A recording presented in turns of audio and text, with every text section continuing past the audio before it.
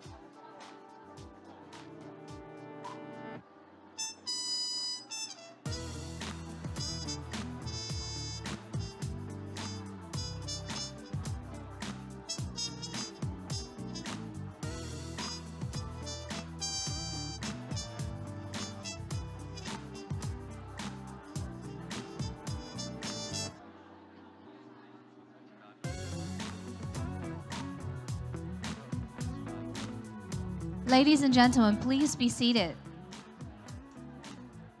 The event will begin now.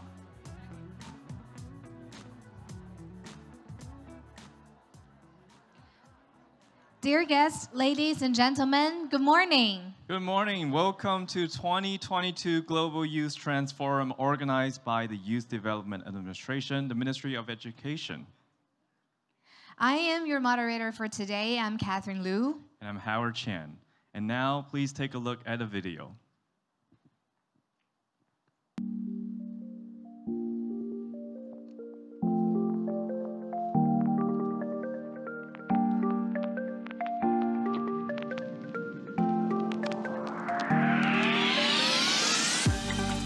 在自己有限的知识里，探索更多这世界未知的事物。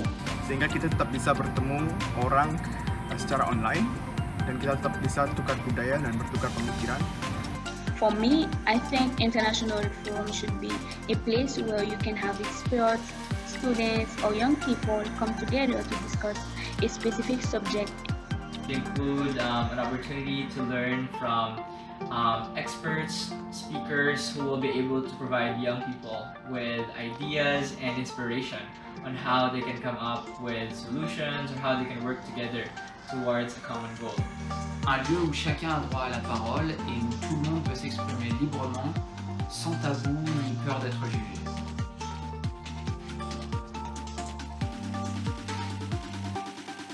自分の国から得た情報だけでなく他の国々の意見も交えながら考えていくことの大事さを知りました。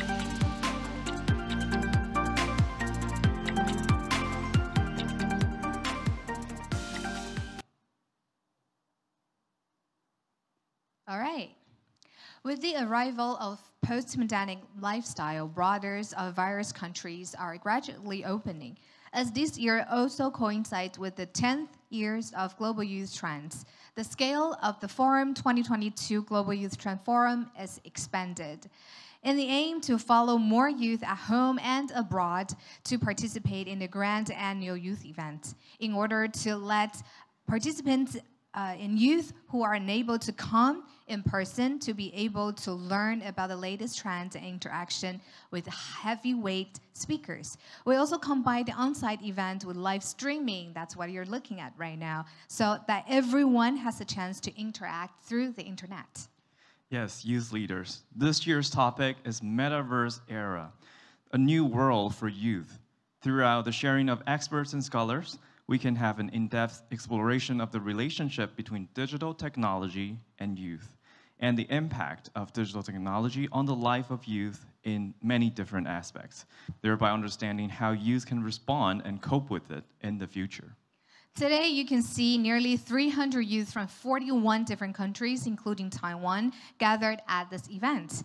And we're also live streaming through YouTube channel of Youth Development Administration, Ministry of Education, and Facebook page of Global Youth Trend Forum to allow youth from all around the world to join that exchange. So thank you so much for watching the live streaming. The live streaming will be in English and will have Chinese subtitle. And on-site and online participants, you're more than welcome to share this link with your families and friends to participate and have more conversation. Yes, now is the time to share. So at this point, it's very important for us, every one of us on-site and online, to share this live streaming to your friends and family. So now please follow me and take out your phone.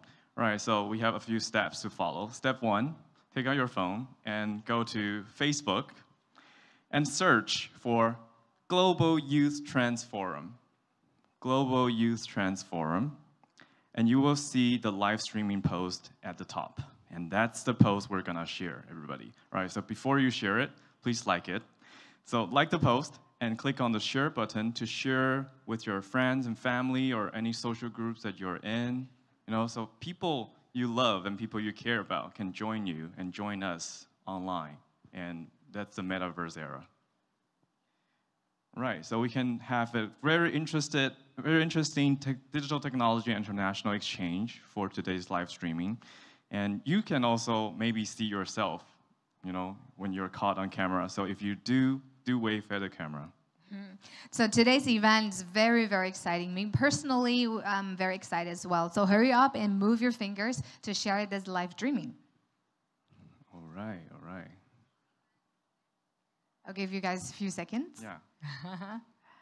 And you're more than welcome to leave your comments whenever you have questions or want to interact with heavyweighted speakers. We have our staff to look into your messages and comments at all time. All right, everybody's quite efficient. All right, so now let me introduce today's panelists. So first we have the event organizer with us, Director General Shih of the Youth Development Administration, Ministry of Education. Welcome. Welcome. Deputy Director General Wang Yuchun of the Youth Development Administration, Ministry of Education.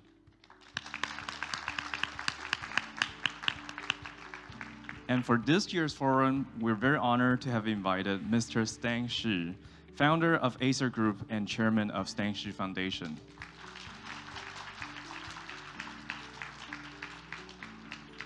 Madame Teri Cannon, founding president of Minerva University.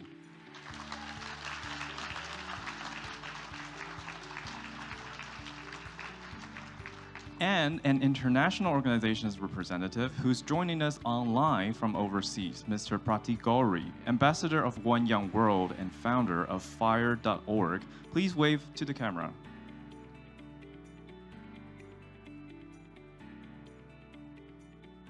All right, he's joining us in a moment. We'll probably see him later in the big camera. Right. In their conversation session. Yes. Yes? Okay. There are quite a number of youth from the world-renowned college and projects joining us today, too. So right now, let's welcome Mr. Adam Webb, representative of Johns Hopkins School of Advanced International Studies. Welcome.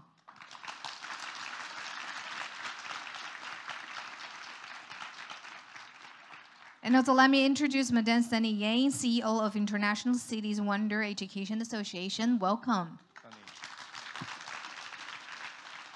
With such a strong lineup, I'm sure the participating youth will be benefit, tremendously from this forum. Yes, and now let's welcome Director General Chen Xueyu to the stage to give us a few words. Let's welcome her. With the opening of the border through the model of the international youth coming to Taiwan, interact with Taiwan youth. Now let's hear Chen Xueyu to give us a few words.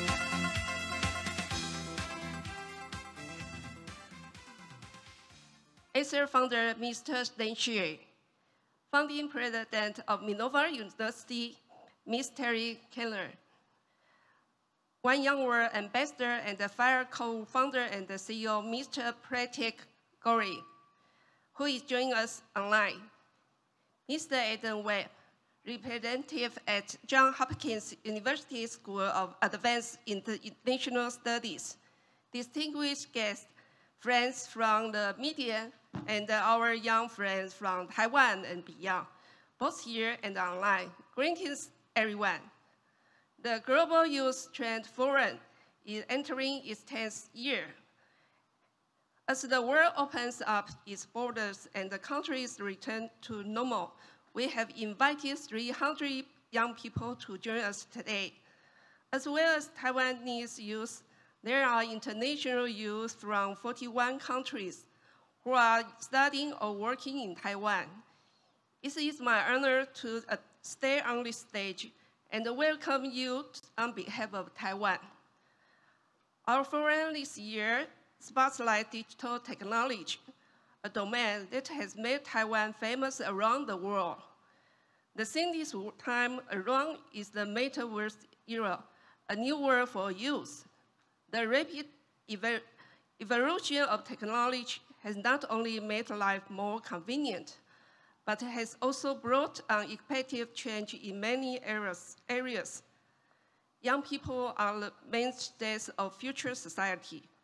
How they respond to the shockwaves and the changes that they face will be key to the continued growth and the strength of every country.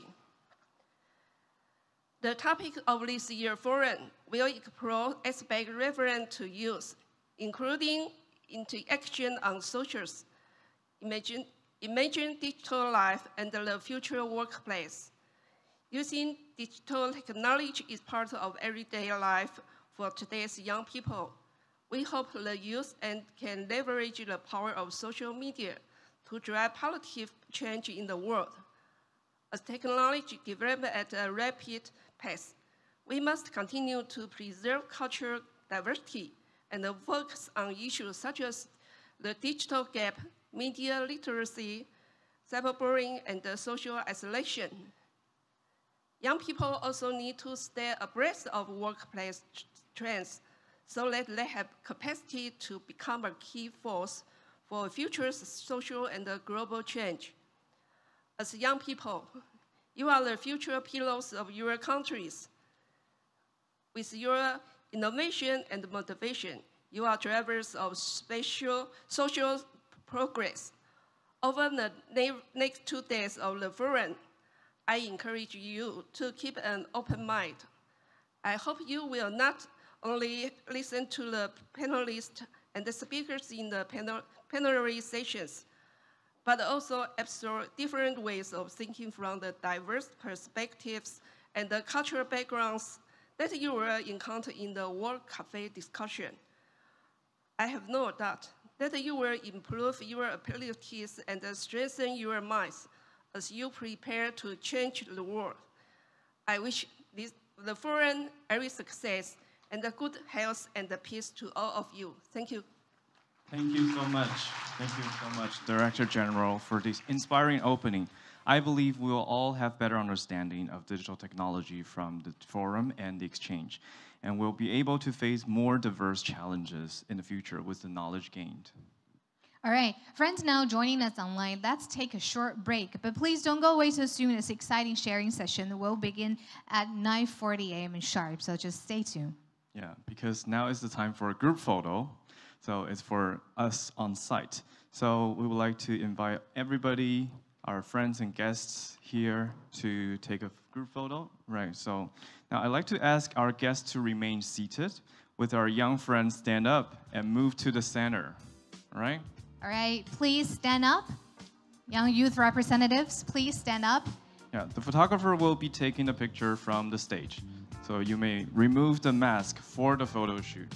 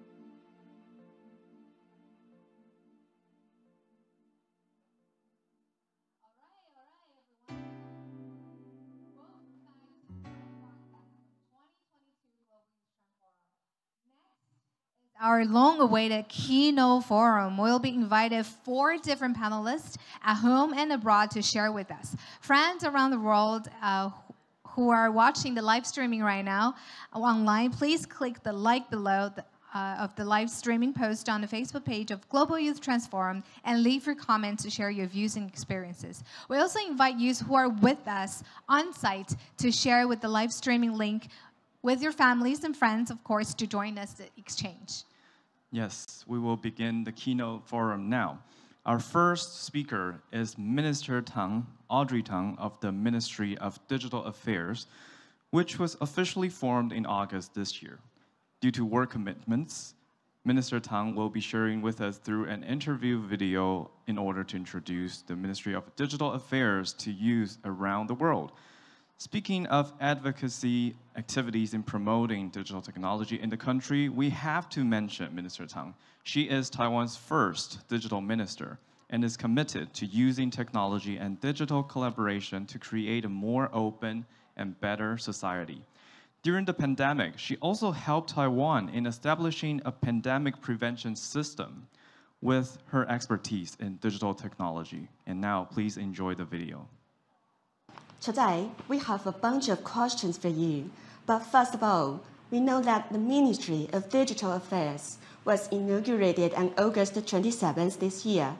Would you please introduce the major policies and the core business of MODA to the youth around the world? Thank you for the question. The core mission of our ministry, MODA, the Ministry of Digital Affairs, is Digital Resilience for All. It means strengthening all areas, including social inclusion, industrial co-creation, and emergency response. On these topics, the MODA will participate in international democratic networks and to expand Taiwan's contributions to the global community. For example, we work with distributed autonomous organizations, or DAOs, and civic tech communities to build people-public-private partnerships. Through these partnerships, we will highlight our innovative model for the global digital democracy and building together a resilient, secure, and smart Taiwan. And also, in order to implement this core concept, the MODA fosters cross-sectoral collaboration to enhance governmental effectiveness and resilience. In essence, this involves accelerating our existing digital transformation programs by deepening connections between people on one side and human-centered technologies on the other, improving cybersecurity hygiene awareness and fast-tracking digital inclusion. So in short, we are committed to promote the appropriate digital tools and open mindsets through this inclusive co-creation. Think about Taiwan's rise from a digital island to a global model of digital democracy during the pandemic. We countered the pandemic without a single day of lockdown, and the infodemic, the disinformation crisis, without any administrative takeouts. This is the model we're sharing with the world. Thank you for your sharing. We also noticed that the vision of MODA includes utilizing the democratic networks to boost the technology development, as well as enhancing digital resilience for all. So, from your point of view, how does the young generation bring positive impacts on society with the power of digital technology? Indeed, tech for good is a great concept where we use technologies to solve common social problems. In Europe, in the US, in other democratic societies, this is what people are building together. During the pandemic, young people contributed to the mask rationing map, to the rapid testing rationing, to the vaccination pre-registration. Many different contributions were done through the open use of data and materials through an intergenerational co-creation. In the 2021 presidential hackathon, a junior high school student proposed building a common course API, that's an application programming interface, inspired by MIT OpenCourseWare. The submission made top 20 out of the 200 or so proposals on the strength of their vision and organizing related online resources from the perspective of learners, not teachers, while reinvigorating the students' intrinsic passion for education and for knowledge. Although the submission itself didn't place on the top 5, the can-do and innovative spirit of the high school students is an inspiring example of how the young generations are increasingly, before they turn even 18, employing digital technology to build collective intelligence networks to bring about positive change across the Taiwanese society. I really appreciate your fascinating insights. We also noticed that the Administration for Digital Industries, which is responsible for the development of digital economy, works quite hard on the policy planning, digital technology application promotion, and digital economy-related industry talent cultivation. Dear Minister, from your point of view, what are the mainstream and characteristics of the future industry and market? Thank you for the question. Indeed, the ADI, Administration for Digital Industries, focuses on the digital transformation of all businesses, industries, and literally everyone. The digital trends fall into the areas of AI, of data science, intelligent networking, intelligent content, digital marketing, and so on, and each requires multi-domain understanding. And the individuals with such cross-sectoral capabilities, they are highly desired by the private sector. And the reality is, firms that are able to employ those people who can master the digital tools to connect across the ideas of different disciplines in analyzing and utilizing data, these skilled firms will excel in spurring organizational transformation and contributing to the industrial innovation. And digital affairs extends far beyond just application of technologies. Digital is a medium touching every aspect of our lives. As with the concept of cross-sectoral integration, digital affairs relies on clear mutual understanding, that is to say, communication. Trustworthiness between all segments of society is the foundation of the personal and professional cornerstone of rising digital talents. And so the ADI go about building better tomorrow for all by building trustworthiness across sectors. Well, let's go further. What skills do you think the young people should develop to meet the needs of the future workplace? Are there any programs or cases that you would like to share with us? Certainly.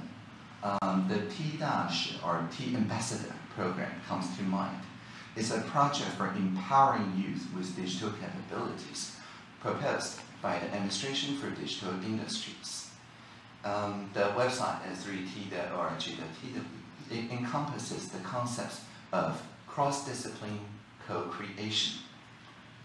Here, cross-discipline means connecting the different fields through various digital methods. For example, those experienced in agriculture will understand how plants grow and so on, but they may not necessarily find people, younger talents, who want to participate in day-to-day field farm work. However, they can work with the younger talents to effectively utilize their knowledge after training through the drones, the self-driving vehicles. The co-creation means the students from all departments can join forces to form T-Ambassador teams to co-create solutions. One example, a young finance major as a digital native, through the program, joined the weather risk initiative supported by the program. Now, this student learned, along with many other students, how to code, how to analyze data. At the end of the valuable experience and confidence building process, they choose to remain with the weather risk firm in the sector as a data analyst. Another example involves someone who studied Japanese with the goal of becoming a translator, a tour guide. After many efforts, which are mostly fruitless in achieving this goal, they joined the 3T, the T-Ambassador program, and work as a trainee at a technology R&D outfit. Now they're mentored by consultants and accumulate considerable experience in the field of digital transformation. In the end, they enter the company and commerce as an employee, as a project coordinator that apply their communication skills to a different sector. The power of technology has no limits. What tools and methods would you like to recommend the young people to use for learning, work collaboration, and interdepartmental communication? Please share any experience you or the MOGA have had. Well, there's an abundance of software providing the functions individuals need to form teams to support work. Communication, for example, is based on the shared context of everyone in a workforce. Now, through the pandemic, we saw a rethink in the locations that work is carried out. It could be office, home, distance, all kinds of options were tried, and as long as these challenges were assisted with appropriate digital tools, consequent challenges could be overcome. So I'm very pleased to share with you a number of digital tools that have been used in my office to enable this kind of remote work. For example, Butter.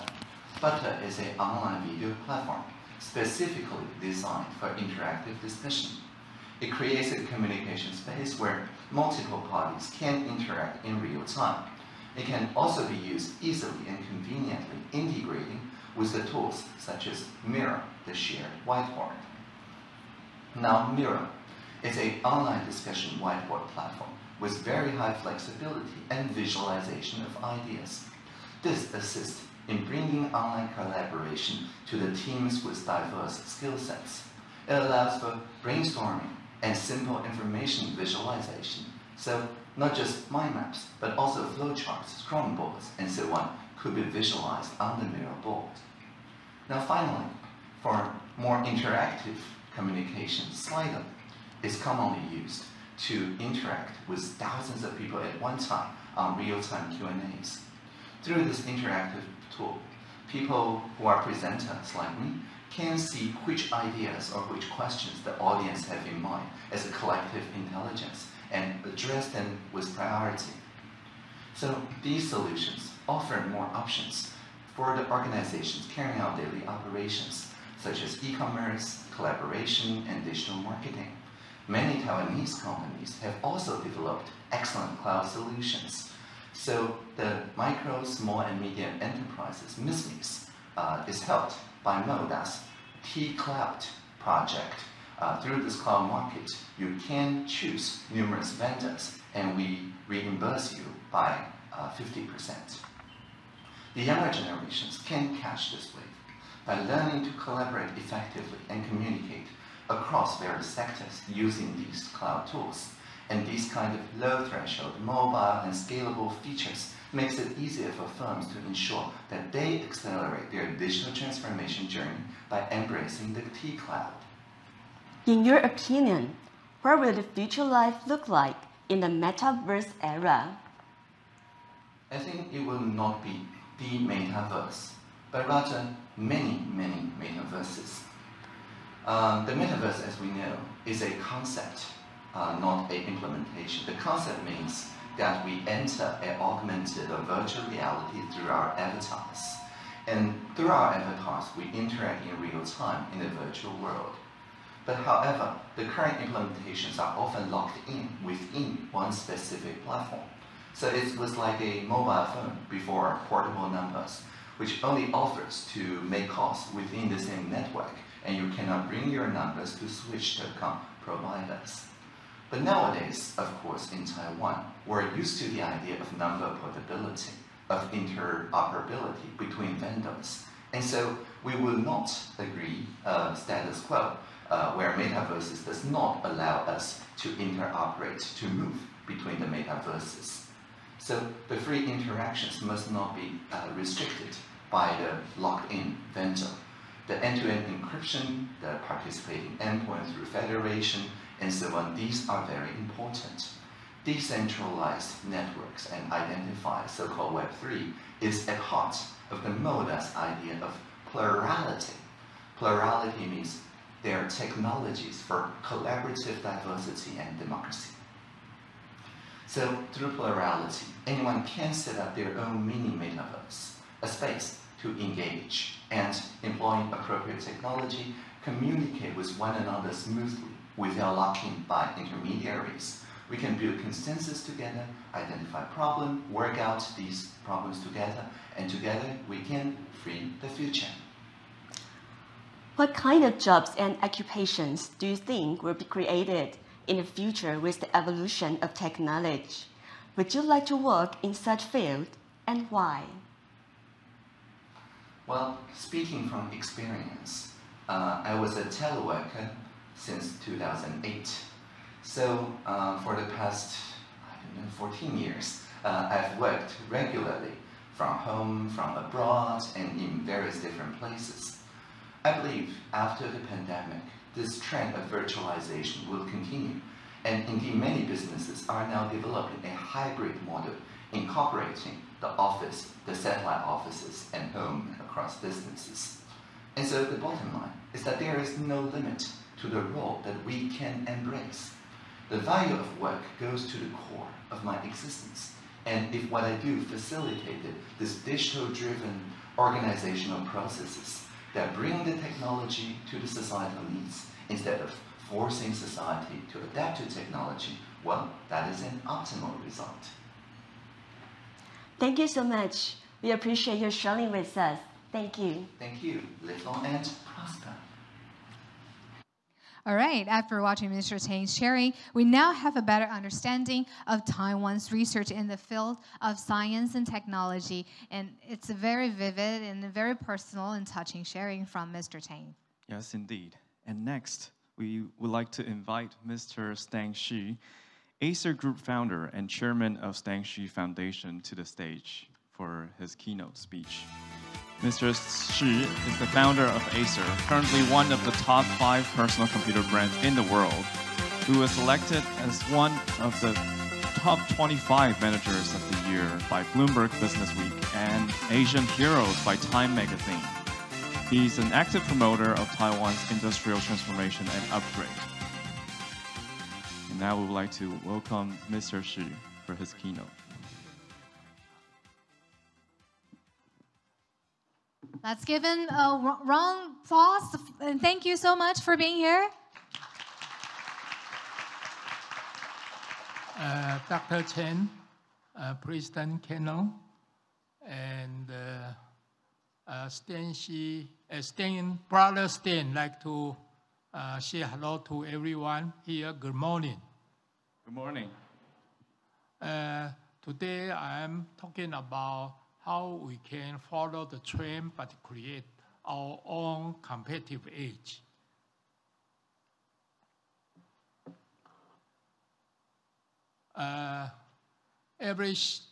Since to me, I start from the Wang Dao philosophy. Wang Dao, originally in 2005 years ago, is from the monks, talking about king's way. But today I am talking about leader's way, the small or bigger organization leader.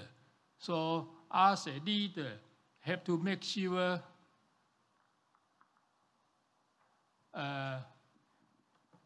the 3 core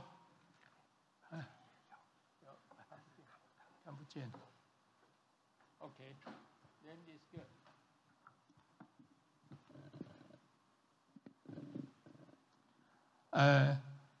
3 core value. An organization or an individual, they have to create the value for the society. And in the same time, you have to make sure all the interests of all stakeholders, the balance of that, and then the organization can be sustainable. So this is the 3 core value as a leader. No matter is the organization with 5 people or 5,000 people. So keep in mind as a leader. When you're talking about the value, to me, I consider the 6 aspects of the value, from the direct, indirect, tangible, intangible, and the current, present, and the future. So it's very important. Consider all 6 value. But the people is more pay attention on the visible value. Visible, but the important things is invisible value, like the people development, cultivating the talent, R&D, and the brand building is all invisible value, but it's so important to all the organization. Value is co-create. Co-create. Every stakeholder, they participate on the value creation. Have to keep the balance of their interest. The interest, with the balance of interest, they will have a motivation to work together to create the value. The balance, we have looking into the relative balance is not absolute balance. Absolute balance, right now, our current democracy system, 1 person, 1 vote, that is absolute balance, but it's not real world. That's not good at all. The relative balance is more important, but even important is dynamic adjustment of the balance mechanism. So continue to adjust for the development of the environment. I started talking about, with this mind in mind, when I founded the Acer in 1976, I consider this is, in that time, is a huge trend, but in that time, nobody knows that the microprocessor. Today, mega world still based on the infrastructure based on the microprocessor. This after almost 50 years, still very critical. This is a real future trend. But we, based on that, we commit ourselves to do this. Is a new industrial revolution. Is the extension of our brain power. Original, the engine is for our body strength to extension. In 1989, I have an honor to invite by the president to have a speech in the President Palace about how the vision of the Taiwan. I have 2 points. One is Taiwan should as a high-tech island, but today, of course, it's a high-tech island right now. And then our contribution should be for global. Our value should share with the global society. But your behavior should, as a global citizen, as a local corporate citizen approach. So that reason, like today, the Acer have more than 7,000 of the employees. We don't have any manufacturing activity, but 2/3 of the employee is outside of Taiwan, all local people. We treat ourselves as a local corporate citizen. The balance of interest to local culture that's invisible, local employee and local customer, etc., or the government, that is very important. Treat ourselves as a corporate citizen. In the 40th anniversary of the Acer, I give a new vision for Taiwan. Taiwan should become a innovation island. You know the Silicon Island? There's no silicon in the Silicon Island, right? Silicon Valley, sorry. Silicon Valley right now. There's no. Taiwan have more silicon than any other country, but the more important is most advanced technology is developed all here. Original, of course, start from the US Silicon Valley. And the Silicon Valley represent the innovation for the future, create a new value for the future. So Taiwan should position themselves as a innovation island. Innovation island. This is the first one. But this is more in hardware. While we're talking about the mega worlds, all the hardware infrastructure, I think Taiwan will contribute a lot, make it popular, continue to do the innovation. But how about software? How about the content? The mega worlds of our life, should we live with a content? So it's very important. From the Taiwan point of view, we like to participate on the civilization, not only in hardware only in the software application and the contents. And the youth here, young generation here, I think you have much, much more capability than us. We are more rational mind, but you are high tech, we need a high touch. The future of the high touch should be from the young generation. They should contribute on this direction. And everyone knows the future is artificial intelligence, but the Chinese translation is not artificial intelligence. It can translate into the artificial wisdom. But of course, we need a wisdom to serve all the people need. So artificial intelligence is really a high tech, but we need a humanity. Wisdom is more high touch to the users' need is very important on this direction. So I hope through the Eastern civilization, we can contribute our artificial wisdom to the global society. Of course, this, I am talking only, I am lead the platform for the talent. 台湾不缺人才，只缺舞台。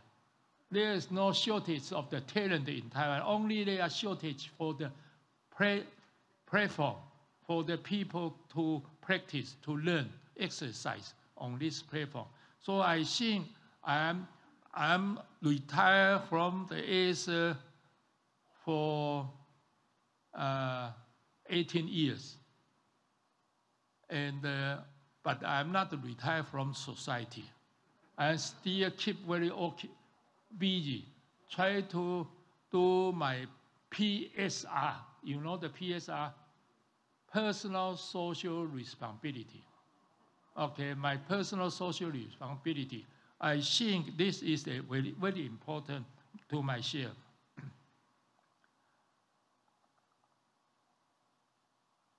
Some years ago, I saw the future is microprocessor this for new industry revolution. Today, everyone knows the megaverse is the future. Actually, more than that, it's based on many of the technology. It's an evolution process, take years, 10, 20 years. But this is the mega trend. You have to recognize. It's easy to understand. But how you create your unique competence? We have a silicon capability, but the innovation, and the innovation based on different application, and we need cross-interdisciplinary capability to do the new application, create a new value on that. So we need that.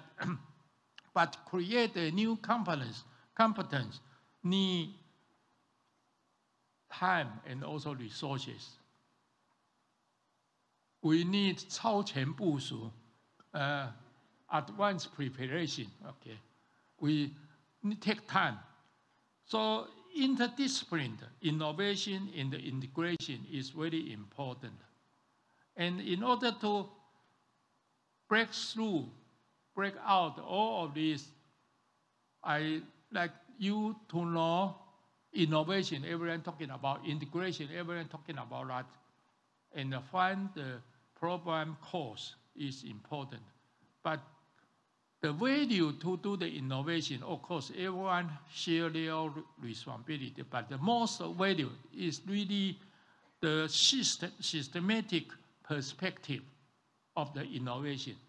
Technology usually is not system, it's a component, a critical technology.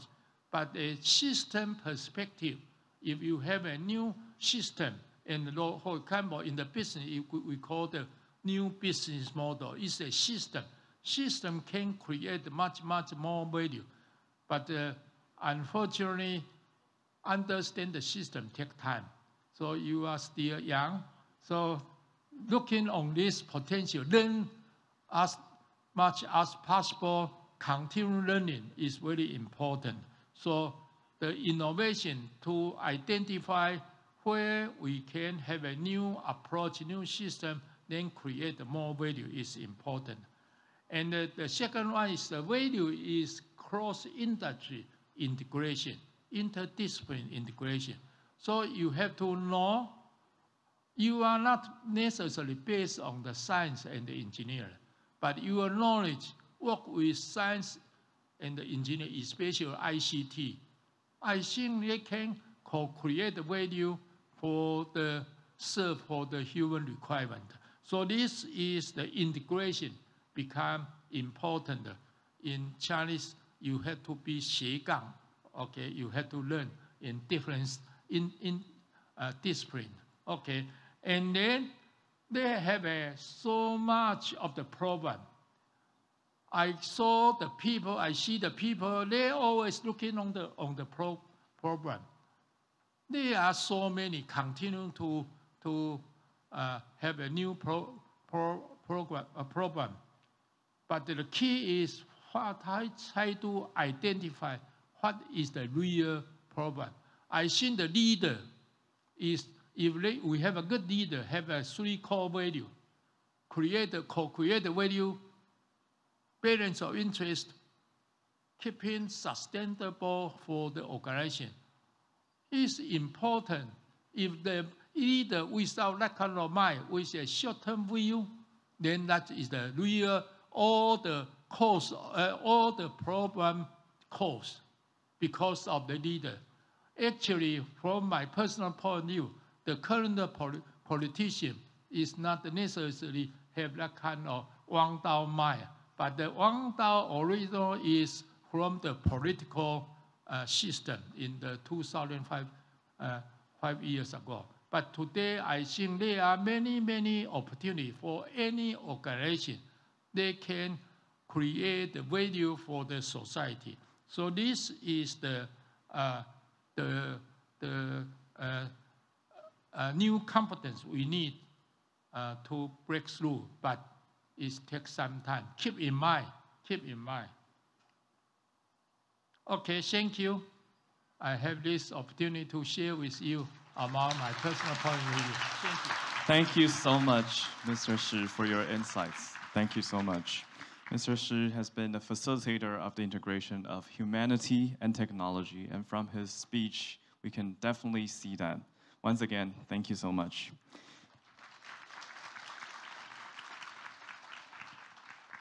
All right. Our third speaker is the founding president of Minerva University, Madam Teri Cannon, who has flown all the way from the United States. Thank you so much. Minerva University spans 7 different countries and combined online courses with city projects, creating a brand new global talent cultivation model. Now, let's hear from Teri Cannon. Thank you so much for being here and being with us personally, so that we can learn more from your experiences and expertise. Thank you so much. Thank you. It's such a pleasure to be here. I'm so happy to follow Mr. Shih. What an amazing presentation, and there were so many things that resonated with me and what I have to say today. I'm just delighted to be here with all of our students who have joined us and to be talking about this transformational time in the world. And I'm excited to have all of you here because you're going to be part of that transformation.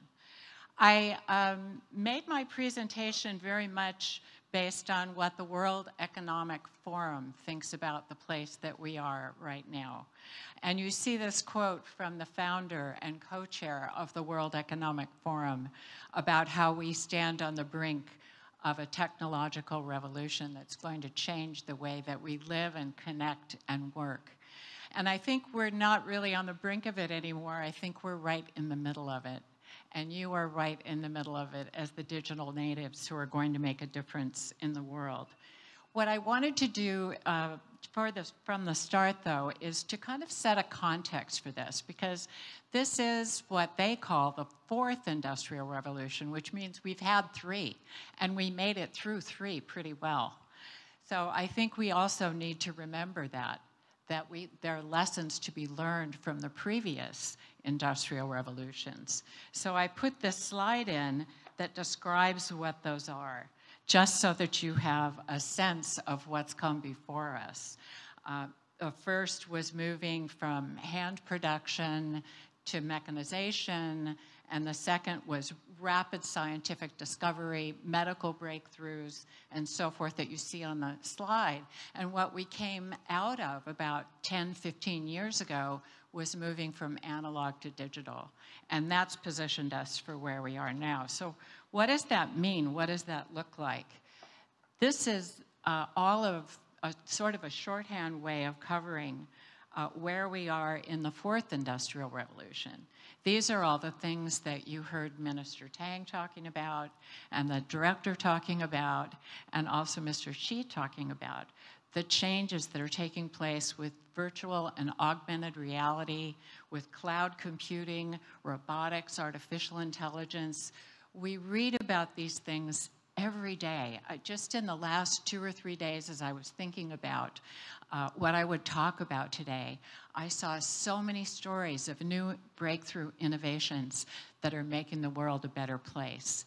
Just as one example, I heard about a robotic device that floats on the water in bays, protected bays, and identifies and collects microplastics out of the water.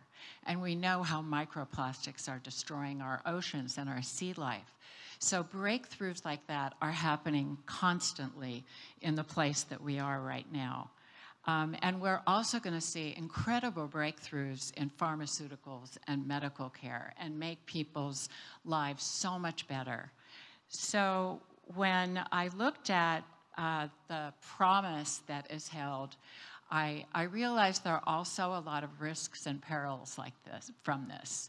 As we have seen in the previous industrial revolutions, I was thinking back to when I was in law school and studying the law that took place during the second and the beginning of the third industrial revolution, when we saw factories starting up and people working 15 hours a day, and machinery that was so dangerous and was harming people, no protections, children working in factories, tremendous pollution that was created from these factories. And what did we do? We tried to solve those problems. We did a pretty good job instituting labor regulation, consumer protections so that products were safer.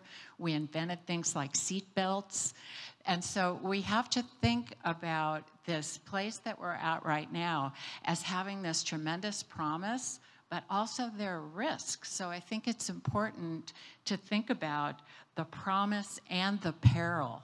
So I wanted to just talk about that a little bit, the promise and the peril that you see here on this list. So the promise really is creating a better world. That's what all of our speakers so far have talked about.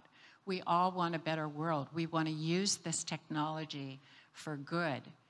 But we don't know what the unintended consequences will be. So we have to be mindful of them. And you see here just a few of the things that are promised through this transformation. The improvement in safety, the reduction in the cost of goods, breakthroughs in medicine, creating a cleaner planet, actually being able to address climate change in a meaningful way. These are all of our potential breakthroughs. But at the same time, we have all these worries. Worries about the media and how it's created these concerns about privacy, the impact that it's had on the mental health and the physical health of youth, of all of you, chained to your devices so many hours a day, the polarization that has resulted from the ubiquitous information that's out there that is not all accurate, and people getting information only from sources that confirm their own opinions and biases. So these are all risks that you're dealing with right now, and they've contributed to a lot of anxiety among young people. In the US and Europe, about 20 to 25% of our young people under the age of 30 are reporting that they feel emotionally distressed and distraught at sometimes every day, every week. So this is a very big concern. We haven't done a great job yet about how to figure out the solutions to that, whether it's through government regulation, corporations taking more responsibility, doing things for the public good, and protecting our own health and safety. So those are some of the risks, and probably the biggest risk that the most people are worried about is displacement of workers. So we see that that has already happened in factories using robotics, just as one example. Autonomous transport that can deliver, and we don't need as many drivers anymore. And this is a big concern because we're going to need to upskill and reskill over and over and over again as technology continues to advance. And often the people whose jobs are eliminated are those that are least prepared. They're in unskilled or lower skilled jobs. They're least prepared to be resilient and to have the resources to make a transition to a new role. So that's another important thing that we have to be addressing. One of the things I came across as I was thinking about what to talk about today was that 65% of the school children in the world are going to be in jobs that haven't even been created yet. That's a pretty profound statistic. That really shows you clearly how much is going to change just in the next 5 to 10 years. So very important that we address the perils along with the promise. So how do we do that? As a society, we need to navigate these changes. We need to think about the roles and responsibilities of different players, including government, corporations, the private sector, NGOs, educational institutions, but also individuals. And I'll talk a little bit about that in a minute. But we need to also think about what are the criteria that we're going to use to think about what we regulate and how we regulate. And I really appreciated what Mr. Shih had to say, because I thought that his three guiding principles there might be the guiding principles that we should use as the basis for criteria to decide how to move forward with different kinds of innovations, so that we can encourage innovation and encourage it for the public good and prevent harm. So I really was happy to see that and wanted to call that out. In terms of our own individual responsibility, I look to all of you to be thinking about how you're going to prepare yourself for what's next for you. I know many of you, maybe all of you, are in college right now. You're trying to figure out where you're going to fit into this. And I know that you're thinking about how you can get some agency over your own life. And I thought also that Mr. Shih's advice about competence and developing your own competence, figure out what your talents and skills are and what you love to do. What's going to motivate you and satisfy you for your lifetime? What can you do to contribute to the betterment of the world in this transformative time? So I would just suggest that you think about the questions that you see on this slide. How are you going to take some control and agency over your personal life and the way that you interact socially, in person and online? And how are you thinking about your work in the future? And what I want to do right now is switch gears a little bit and talk about the kind of preparation that Minerva has given and is giving to its students. I think you are probably all familiar, most of the students, with Minerva a little bit, because you've been with 25 or 30 of your fellow colleagues out there. I know you're out there and you've heard about what they're doing. So I'm going to tell you a little bit about it. Minerva was created about 10 years ago. I started with Minerva 10 years ago and helped to build it and have been honored to be the founding president. Our idea 10 years ago, as we were beginning this fourth industrial revolution, was that we wanted to create a university that would educate people who could become leaders, entrepreneurs, problem solvers, and creators in this new environment.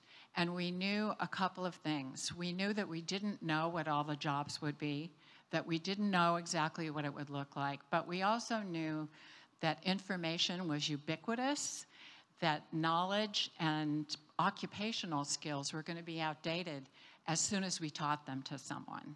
So we looked deeper to think about what the intellectual skills, the knowledge and values that would last a lifetime are. And we tried to identify those. We were honored by the World Universities with Real Impact as the most innovative university, the top innovative university this year, for the work that we've done in this area. So I'm going to tell you a little bit about it and hope that I don't run out of time before I finish. These are some of the main elements of Minerva that you should know about. First of all, it's global. We have students from more than 89 countries. They travel to 7 different cities. You'll see them on a slide that I'm going to show you in a second. And they really learn how to take a global perspective and be global citizens. They learn how to problem solve in globally diverse teams. So in the current class, 150 students who are in Taipei, second-year students who are in Taipei, there are about 45 different countries represented. So it's a very diverse group. It's very interdisciplinary. I thought it was so interesting that Minister Tang, as well as Mr. Shih, talked about the importance of interdisciplinarity in perspective. Our students take a first-year program that's entirely interdisciplinary and that extends through their 4 years. They not only learn in the classroom through active learning technology, where they are not lectured to, they don't take notes, they're applying what they're learning in class after they come to class prepared. And we don't have timed tests. We have authentic student work, assignments and reports that are evaluated. So it's a very different model than the traditional model. So I'll leave it with that and show you a couple of more visual representations of what we do, and then come back to talk about what we teach and why we chose to teach these subjects. Those are the 7 cities that you see that our students go to. We're honored to have Taipei be one of those cities and to partner here with National Taiwan University, which is providing so many opportunities for our students here this semester and next semester. And what we're aiming for really is global problem solving, applying the skills that students are learning to solve big, complex problems. And this is what our forum looks like, which is our technology platform on which students take all of their classes. We believe it's better than a traditional classroom because the classes are small. As you can see, about 15 students.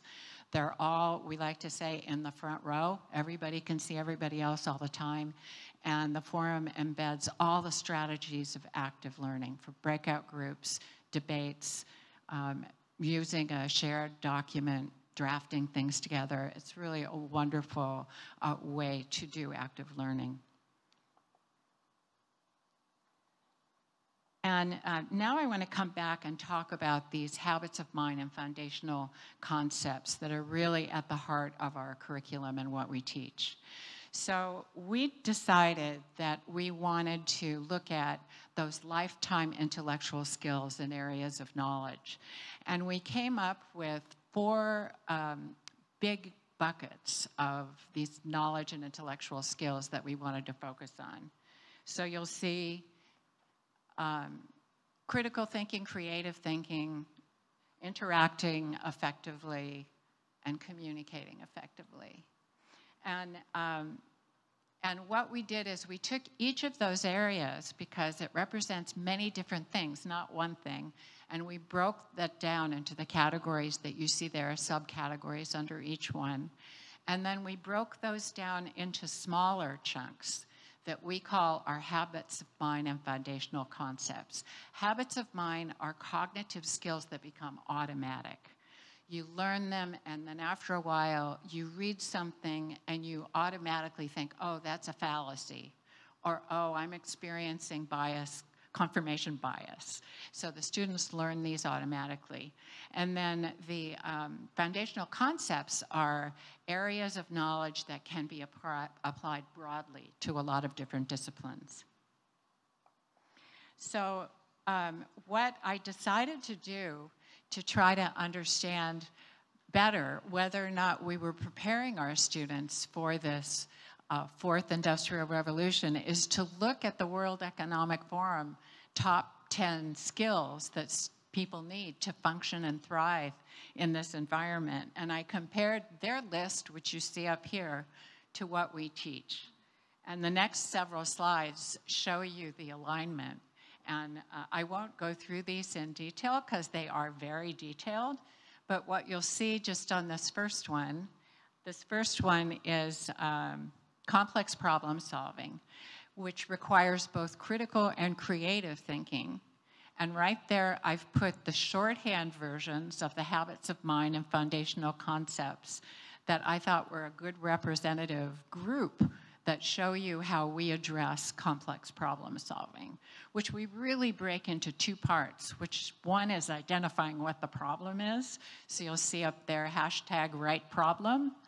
And then you'll see toward the bottom of the list some of the ways in which you need to analyze in order to solve problems. So you'll see this for each of the areas in the World Economic Forum list. And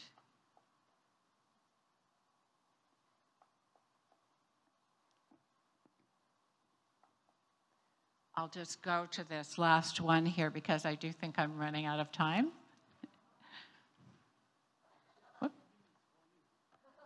Did it stop? Oh, okay. Thank you.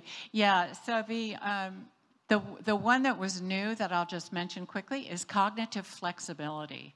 And I think that's very important. It was a new one that was added to the World Economic Forum list this time. And I think it really addresses the interdisciplinary and the global perspectives that people need to have to solve problems these days. There's not one way to look at a problem. You have to have multiple diverse people on a team with diverse ways of looking at a problem. What I wanted to say with just these final two slides is what we're doing is really working. And I'm really so proud of this. It's what we hoped for and expected, and it's what happened. Here are examples of just two groups of students from 4 different countries who have teamed up to make great innovations. And this is really, we've only had 4 undergraduate graduating classes. We only have 500 graduates. And the 2 women that you see on the left on the slide, one is from China, one is from Sweden. They started their own company, which is doing carbon capture on the shipping lanes in the open seas. They got amazing funding, and now they have contracts with all these big shipping companies. So they're helping to solve a really important world problem. They're like 22 years old. It's pretty amazing. And the other 2 that you see here are from Turkey and Egypt, and they developed something, a robotic called the Hands-On Lab, which allows students to operate through their computer a robotic arm remotely in a lab, so that a student who is disabled or is otherwise unable to access a lab can do lab work remotely. And we are in the process of helping these 2 graduates that just graduated this past year to get a patent for this device and to then commercialize this device for universities, colleges, and K-12 education. And what we see overall with our graduates are these results. 90% of the students who start Minerva graduate. Almost all of them within 6 months are either in a job or grad school or have done a startup. 15% of them go to grad school, amazing grad schools in all different areas. And we also are really particularly proud that we have 13% of our alumni have done their own startups. So in a small place like Minerva, we still have 60 startups that have been started by our alumni. So we're very, very proud of that. This is the last slide that I'm going to put up from World Economic Forum, and I think it just reminds us that we all have an important role to play as we make the fulfillment of the promise of this digital transformation time that we're going through. Individually and collectively, we have to work together to make sure that we prevent harm and that we help fulfill this promise. And I know that all of you are going to contribute to that just by virtue of your being here. You're brilliant, you're creative, you want to be part of this, and you're driven to do the right thing. So I'm grateful to have a chance to talk with you today. Thank you so much. Once again, thank you, Madam Teri Cannon, for your sharing. Thank you so much for the encouragements and also the insights. And now, the 4th and last but not least speaker of this keynote forum, we will have the CMO, the Chief Marketing Officer of FIRE.org, Mr. Mitkrash Amitba. FIRE.org is a blockchain ecosystem that integrates sustainable development, digital technology, and innovation into the fifth industrial revolution. And now, ladies and gentlemen, please put your hands together to welcome Mr. Utkarsh Amitva.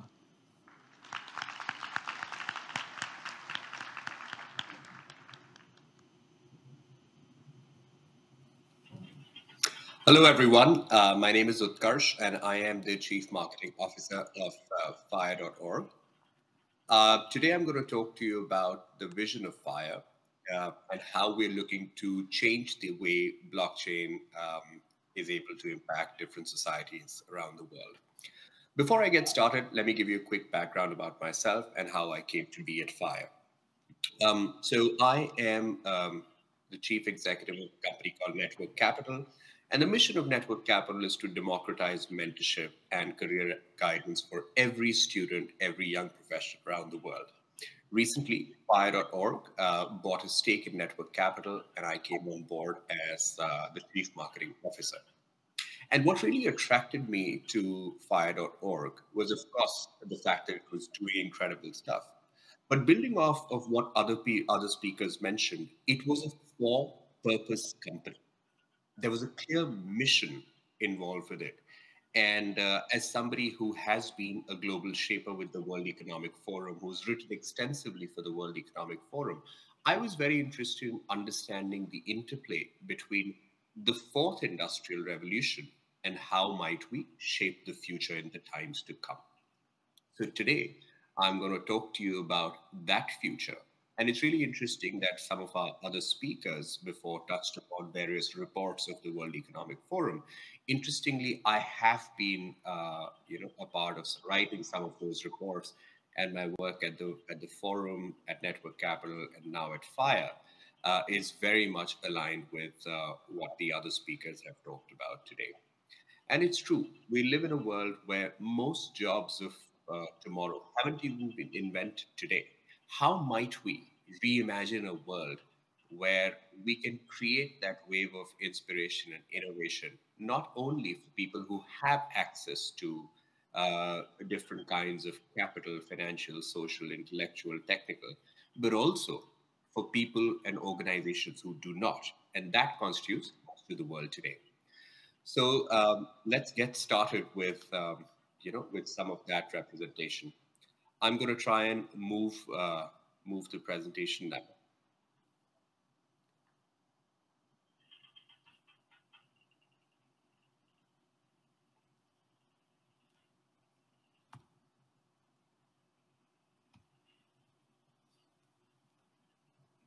All right.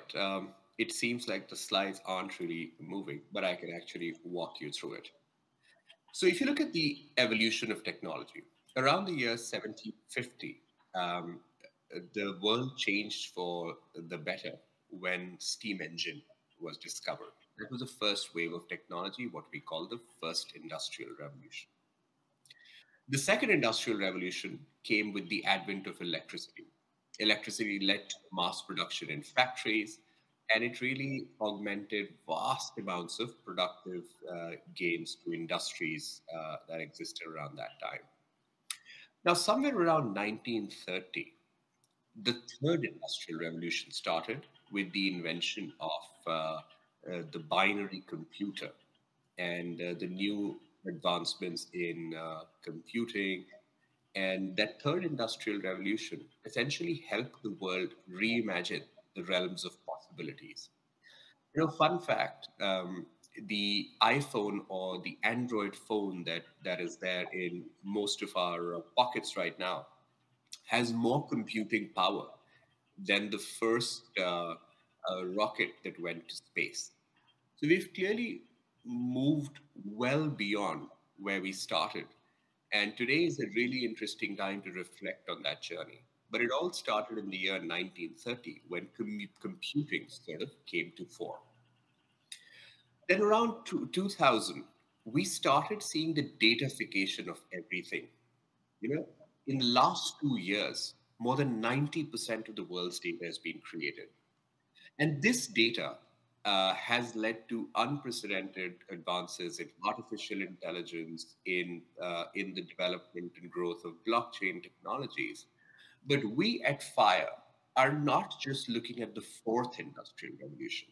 We are trying to define and create the fifth industrial revolution. Now, what does that entail? It would entail maximizing the human and technological strength, basically creating for-purpose businesses, not just for profit. We understand that for businesses to grow and to scale, the importance of developing sustainable businesses is important. But when we integrate profit with purpose, you create a more human-centered technology. And that is fundamentally what we're trying to proffer at FIRE. We believe that the sustainable blockchains are the future. If you look at the way blockchains are being used today, that involves huge amount of electricity, energy, and in the long term, we feel that that will be environmentally unfriendly. So we started building a layer 1 blockchain from the ground up. It's an ambitious motion. It's a one with a lot of unknown unknowns, but we are energized by what the fifth industrial revolution could do and create for all of us.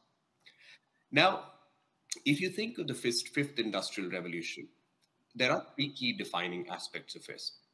The first is that it involves a harmonious human-to-machine collaboration with the focus on the well-being of multiple stakeholders. There'll be a revolution in thinking and leveraging human-machine collaboration for greater societal well-being. Now, that's the second aspect, the for-purpose aspect of it, which maximizes not just profit, but broader social good. And third, it achieves efficiency using technology, a lot more than what we can think about right now. Now, what's interesting about technology is that it doesn't grow in a linear fashion. You know, just the example of your smartphone that I gave you, your computing power in your smartphone is not just 5x, 10x better than what it was in 1930s. It is 10,000x, even more, because you can think of Moore's law and go back to your physics classes, but essentially technology grows exponentially. Now, the key question for us is, can we distribute the benefits of that exponential technology equitably, yes or no? And I think the way we answer this question will define the future of various industries. The previous speakers talked about education, talked about electronics, and every single industry that you can think of. It's about redistributing of the great consumer and social and technological good. But the way redistribution works is that you can't just hand it out to people. That's not going to be sustainable. You have to empower organizations and people to achieve more, to do more, and to do so with an equitable lens. And in that end, I believe that the role of youth, millennials and Gen Zs all around becomes really important. The co-founder of FIRE, Pratik Gauri, and myself are both part of the World Economic Forum Global Shapers community. We've also been part of the Network Capital community and many other youth-focused communities. And something really interesting is happening when you study youth communities carefully. The youth of today think very differently from the way their parents did and from the way their parents' parents did. We are much more interested in reimagining the world from ground up. We recognize the fact that education, skilling are completely broken, and at least it's not equitable to define it. So through our educational programs at FIRE, through our regional ambassador programs across cities, we want to build communities of youth who are understanding blockchain technologies, sustainable development goals, and can build interesting solutions which can serve their community and also lead to huge business growth. So our model for development is not to throw blockchain at problems, but to understand the problems on the ground and see how the application of sustainable blockchains and local communities can perhaps address that. And we believe that the young people around the world are uniquely suited to marry the local with the global. As I present this speech to you, I am in Hong Kong, and we are trying to build and scale such fire communities in all parts of the world, because we are noticing that there is something very much in common with communities from Hong Kong to Lucknow, from Patna to Paris, from London to Lucknow, because this hunger to learn and to reimagine what's possible is something that is uniting the youth. And when you look at the use cases of a world in which this can happen, we see learning and upskilling becoming a lot more target-oriented. As was mentioned in the previous speech, and I would go on to say that almost 85% of the jobs of 2030 don't exist today.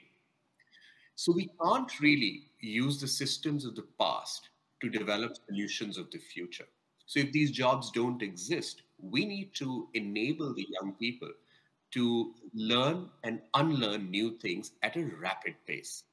And that imagines looking at education, not just from the mindset of filling the students with facts and information, but helping them really combine imagination with local problems, with cutting edge solutions. I think that the time for the paper-based CV and writing of skills is over. Tomorrow, the applications to jobs would be built on a proof of work consensus. What that'll mean is that when you apply to jobs, instead of submitting a piece of paper, you will be asked to share a piece of code or a project that you've worked on. And that project can be verified about what the impact is, so that whatever you say you've done, there is actual proof that there has been some impact on the ground. And we look at some of the use cases, some of the most difficult problems that exist in the world today. We want to see how the application of technologies and community mindset can address them.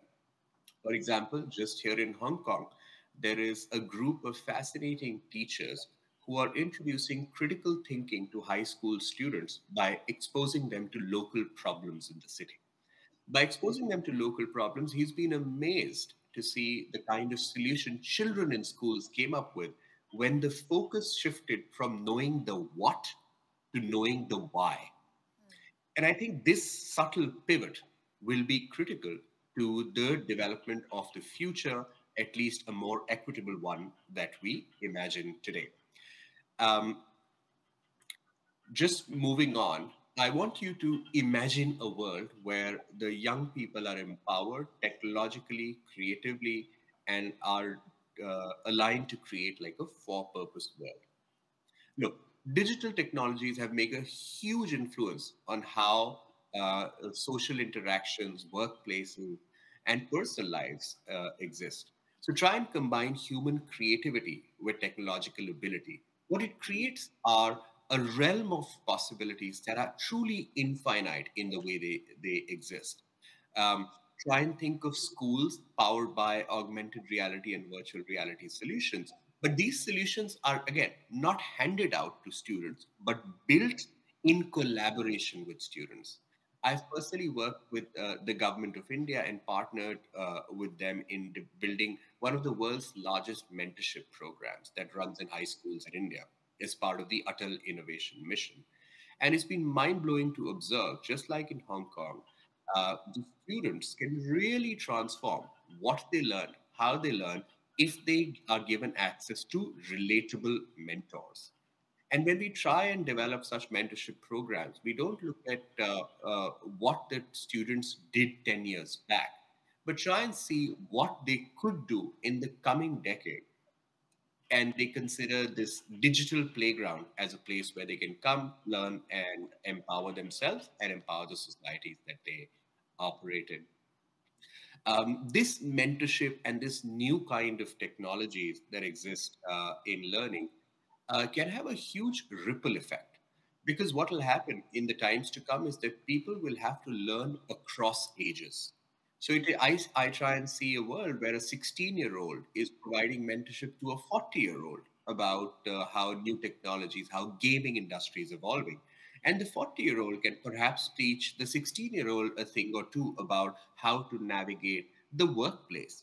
How can the student enhance more marketability of his or her projects? So this kind of cross-pollination of skills, cross-pollination of learnings is something that all of us should feel enthused about. And I think, again, just bringing you all of this back to FIRE. We are at the intersection of three different things. The blockchain technology, which is at the service of humanity. Because think of blockchain not as some abstruse technology, but it is essentially about the redefinition of trust. It's about peer-to-peer engagement without the undue influence of intermediaries. And this blockchain, unfortunately, so far has cost a lot of energy, has not really been sustainably conscious. So we are trying to change that at FIRE. Imagine a faster, a more environmentally sensitive blockchain at the service of humanity, built ground up with the help of students and young professionals in every city around the world. I think that could really turbocharge our future and make it a lot more equitable. The second intersection, as mentioned earlier, was at the intersection of enabling this shift from being for-profit, understanding the challenges of the present day capitalism and recontextualizing it to making capitalism a lot more for purpose. And this won't happen just by talking about it. Again, unless and until leaders are able to match their words with action, I think this transition will only exist on paper. And our answer to that is to have KPI-based performance with UN Sustainable Development Goals. We want every major corporation, every international organization, every nonprofit to basically align its incentives, align its performance based on sustainable development goals. These sustainable development goals cannot be met alone. We need a strong collaboration across stakeholders.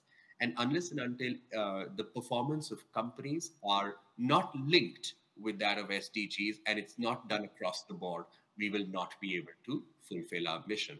So FIRE exists again at the intersection of blockchain technology, which is at the service of humanity, for purpose business, and designing strategy in order to make sure that every organization is also measured beyond reasonable doubt on how aligned they are with the Sustainable Development Goals. Today, I'm of course inviting you all to become part of the sustainable blockchain movement. As we prepare for the launch of our testnet on November 30th, as our tokens go launch, this is a huge opportunity for all of you to come and get involved with us as ambassadors, as builders, as developers, as social entrepreneurs who will be able to help us co-create the future of the sustainable blockchain movement. I think the future will look nothing like today. The world will be filled with endless possibilities. But we have to ask ourselves, should the endless possibilities only be for the people who have access to networks, who have access to information, who have access to capital, or should it be more equitably distributed across the world? Can we really grow the economic and social pie so that everybody can benefit as opposed to a select few? So with that thought, I'm going to conclude my presentation. It really has been a pleasure representing FIRE along with a fantastic bunch of speakers. And I look forward to representing the community at different points with the same platform. See you soon. Thank you very much for your time. Thank you, Mr. Utkarsh Amitabh, who's speaking in place of his co-founder. Thank you so much for sharing your insights with us. All right, I'm sure after listening to so many interesting sharings by 4 different panelists, you now will have a better understanding toward what's facing us of the impact of the future trends brought about the global development of digital community and digital technology.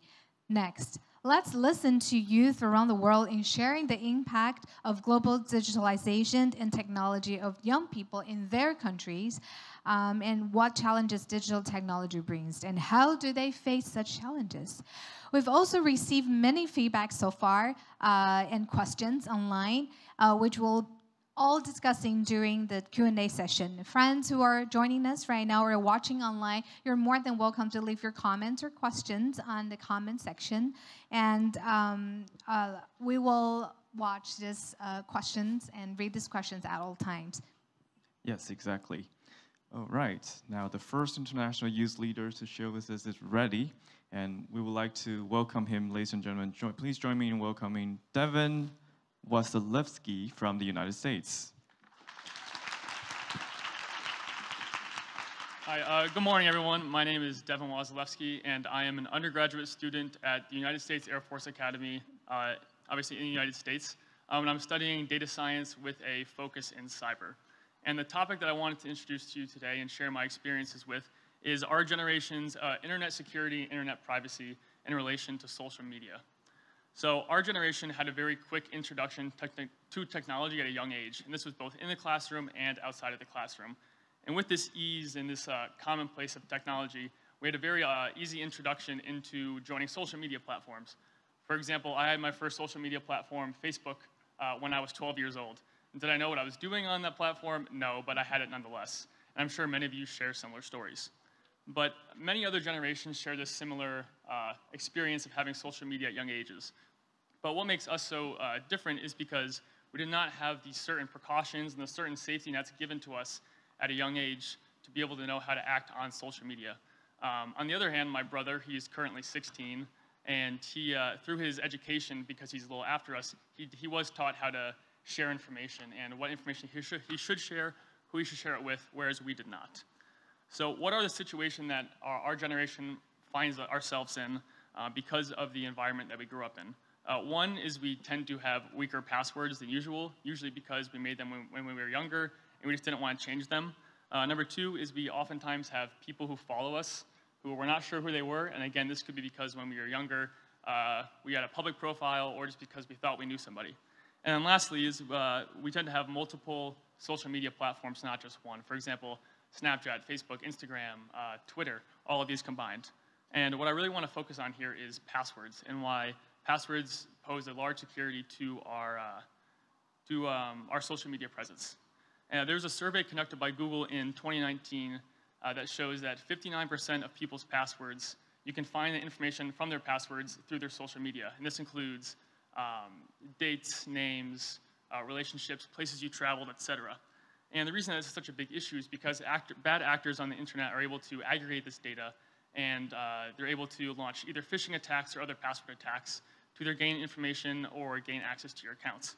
And you may be sitting in the audience saying, hey, I'm very safe, I'm good at social media, I know what I post, I know who I share it with, but it's not just the information that you share, the information that you present, but it's also the information that the people you're connected to present about you. For example, my mom, sorry mom, but she posts a lot of information about our family and like big things that us kids do. For example, like graduating high school or certain awards or whatever. But I tend to not post that kind of stuff, but if someone wanted to find information, for example, they could go through my connections rather than just me and get information that way.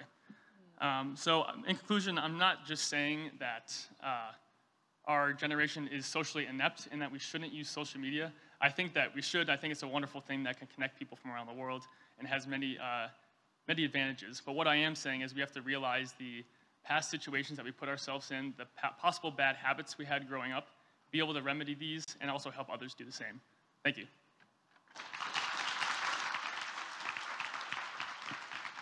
Thank you, Devin. We're sure we won't look up his information through his mom's Facebook post after that's sharing. But that's just a proud mom. Next, let's welcome Christella Abriana from Indonesia. Welcome to the stage. Yes.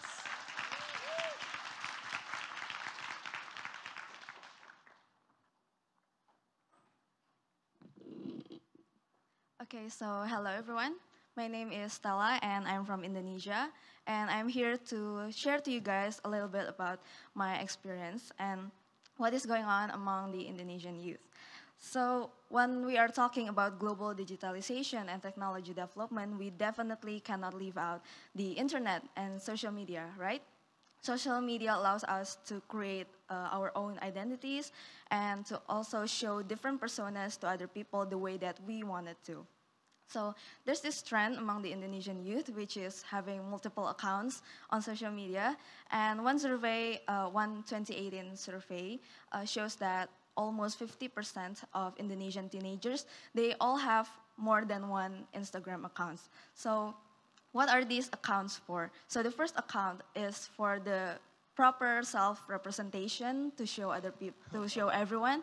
And the second one is where we show our real selves. So maybe sharing our deepest feelings, or maybe spilling some hot gossip or anything.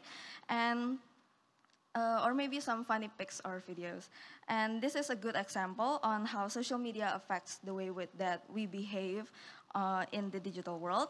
With this trend, people will get used of having a standard or idealism to filter which parts of their lives that are worthy or unworthy to share to everyone to see. And because everyone wants to look happy and have their lives together all the time, right? This can eventually lead to mental health issues such as anxiety, depression, stress, and so on. I think you guys already know that. And because of the pressure to be perfect, comparison, and so on. And some people said to just quit social media altogether, but I think, is it really the only way? Is it really the only answer? Let's take a look on how recruiters these days, they use social media to do some research about their applicants. One survey in Indonesia shows that almost 57% of recruiters will less likely to interview someone that they cannot find online. And we also know some stories about how people get job offers from social media. So eventually, one way or another, a good social media presence will be beneficial to us. So we can say that the role of social media today is evolving, and it's part of our life now. From just a platform to share our stories and tell our stories to others, or maybe sharing that funny picture of your cat, to a platform that to support a cause, get a job, make global connections, and so on. That's why I think instead of being completely absent from social media, the thing we need to do as the youth is practicing responsible and mindful social media usage. Because I think it's not about blocking the social media, but I think it's about how people are using it. So as youth, I believe that we can utilize its strength properly to help shape a better future. I think that's it from me. Thank you so much. Thank you, Stella. Thank you. Wonderful sharing. The next youth leader to share with us will be Jan Bartkowiak from Poland. Let's welcome him. Whoa.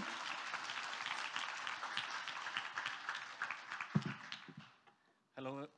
Oh. Very tall, very tall. Yeah.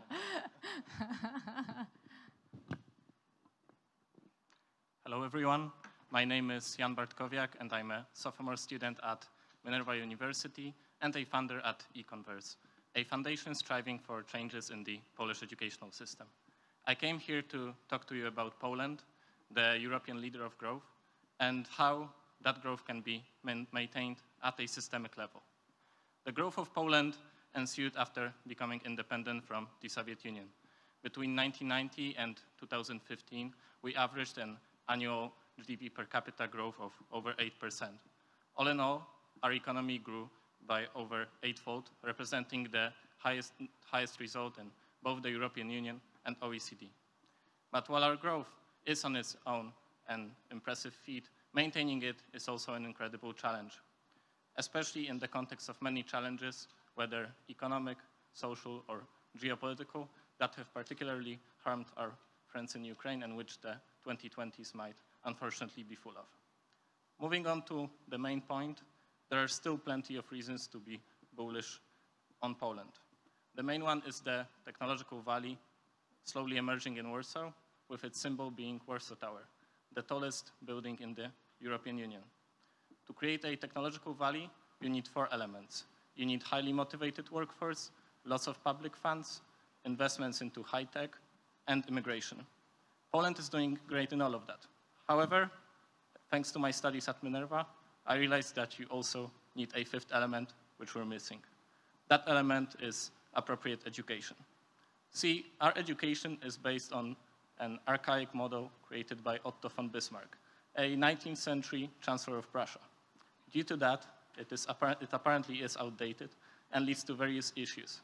Firstly, it fails to address the technological challenges or educate us in accordance with science of learning. Due to that, our learning is less productive and also relevant to modern times. Lastly, and most importantly, it also fails to prepare us for our future careers. To illustrate how atrocious the situation is, more than 70% of Polish students report being unprepared for their future careers. With a lack of appropriate reskilling programs, the issue is only aggravated amongst the older generations, which are not technologically native. There is light at the end of the tunnel. With initiatives such as eConverse or Digital University, we are slowly paving our way towards a more intelligent digital Poland, which can, however, only be achieved if we integrate the fifth element, adequate educational system that will allow us to both empower our youth and maintain our growth for the decades to come. Thank you. Thank you so much for your sharing. Now let's invite Ladin Kolda from Vietnam to come onto the stage. Welcome. Well, this is a little too right. Hello, everyone. My name is Joey, and I'm from Vietnam. I am currently a senior college student from Acer University, majoring in international tourism and hospitality. And first of all, I would like to send profuse and also effusive appreciations to the Global Youth Trends Forums committees for giving us these opportunities to learn, share, and also communicate and exchange ideas. Because I'm from Vietnam, so probably I would talk, my speech would revolves around the Vietnamese youth and also the global digitalization. First of all, the positive influences. Social media platforms illustrate very distinctive movements of Gen Z in the digital age. In other words, Vietnamese youth nowadays has a great sense of their own voice by gaining power via different channels from digital communications such as Facebook or Instagram or kind of TikTok or other AI platforms, interactions that we are currently having, some technological advanced stuff. Okay. And leading to a gradually formidable powers of the young who are interested in macro issues, for example, climate change or politics, which I think the concerns which I think that were a little bit irrelevant, were considered a little bit irrelevant and also too soon for the youth in the previous generations to care about, but now we do care about it because we have a platform of it to to raise our voice. Evidently, a few years ago, there was a campaign called Journey of the Youth by BTS Hunter, a resurgent domestic sneaker brand in Vietnam. That entails a spray paint on the shoes to leave a footprint almost everywhere, in the tree, on the tree trunks or anywhere in the environment, as the emblem of the youth, of the footprints of the youth, Vietnamese youth. Right after that, the ads or the campaign was harshly vilified by, by the Vietnamese youth, with the online movement saying that we, the Vietnamese youth, can be crazy, but we do not destroy the environment. And however, therefore, we can say that we can emphasize the social and environmental kind of enhancements initiated by the Vietnamese youth in the various digital ways. Why global digitalizations brings a Vietnamese youth ideas and also opinions acknowledged, it's beset detrimental effects on Vietnamese youth physicals as well as their mental health, especially during the COVID-19 pandemic. Again, the social setting has required people to change their interpersonal habits, so the youth is not an exception. Consequently, the numbers of adolescents who use excessive technology has been accelerated, causing a diminishing span of concentrations, which severely causes a decrease in the academic performances in schools.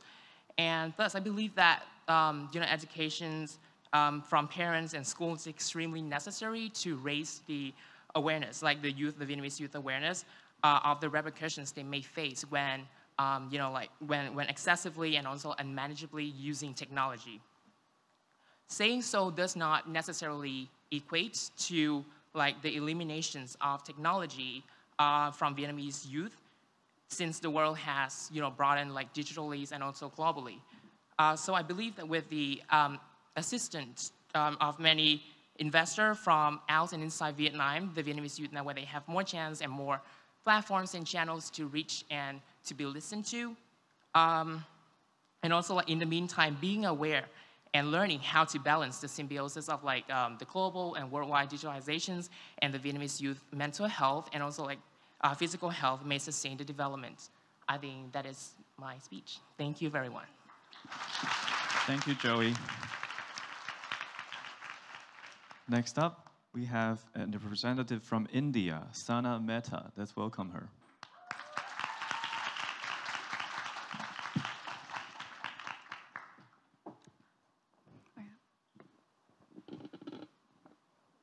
Good morning, everyone, and thank you for all the speakers before me. That was wonderful, so let's give them another round of applause.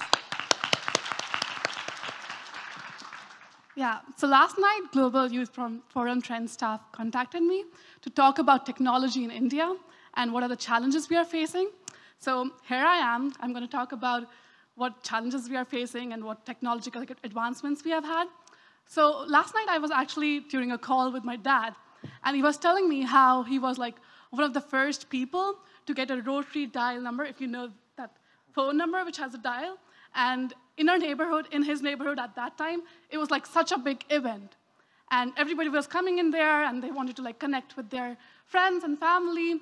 And fast forward to today, now we have like 600 million users like who can access internet and smartphones in India. So it's been a great way, like we have been advancing in terms of technology, and it's like one of the fastest growing countries.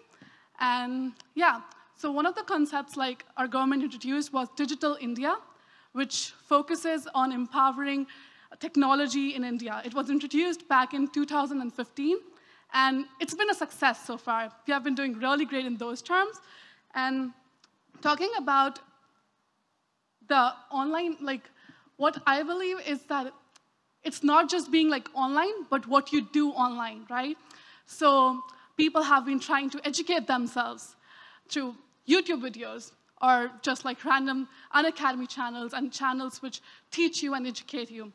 And then in terms of technology, for example, one of my friends who is working on this cool AI project, which she started on her own, which focuses on like how you can use sign languages and translate them into English real time, which is so cool. And I'm like, in those terms, India's doing pretty well.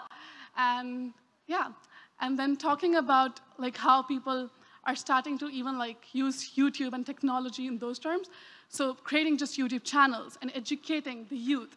And if you have some experiences, those experiences can be out and you can even earn money. People have businesses, they're transforming those businesses online. And one of this person I remember from Pune had this business, and he water pump business, and then he transformed it to online, and that online business is now world's like it's like country's largest retailer in water pumps. So technology has so much power. You can do a lot with it, only if you use it the right way. But then sometimes we just do not look at the wrong side, but there's always another side to technology, which we all know, as I think a lot of speakers mentioned before, that in terms of negativity in like social media, people are just, especially the youth, is almost all time on their social media, just scrolling through their feeds, and that's making them more distracted and more unfocused. So that is one of the problems which we are facing in Indian youth as well. And then there have been a lot of scams lately. So digital illiteracy. People are not aware how to react to these scams. There's something very new. And you get some messages to your friends' account gets hacked. You get a message from them saying, hey, can you please give me this much amount? Oh, I'm in an emergency. And you trust them because you feel like, oh, that's my friend. But scammers are just hacking. So like being aware, questioning, and like those all digital having literacy is super important, and that's what we are working for. So yes, I think that's all I can say in 4 minutes, but definitely there's a lot more in India in terms of technology. But thank you so much.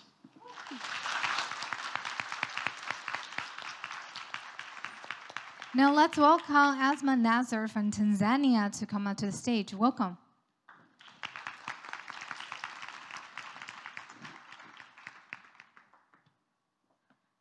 Hello, good morning. My name is Asma, and I am from Tanzania. I'm a graduate student in National Taiwan University. So, ladies and gentlemen, this morning, I would like to share with you what are the unintended consequences of social medias and that's having for us youth in our mental health. So there are a collection of Tanzanian university studies that says that more than 60% of our youth are actively on social medias, and they are mostly they are active social media users. So, and most of us, and I am included as well, we are spending more than 2 hours in a day. And there are a lot of unintended consequences that they are happening. And most of the problems, I would say, is that the excess use of our social medias in today's youth is the tomorrow's future, and we ought to be using internet to build ourselves, to be well equipped with the skills, knowledge, and trades required to build utopia for all. But instead, we are using it also to destroy ourselves and each other. And the worst part is we don't even notice it. So today I would like to introduce the most 3 stresses that I believe are all caused by the excess usage of social medias. So these factors, they are commonly known and faced by almost, I do believe, all 100% of all youth today.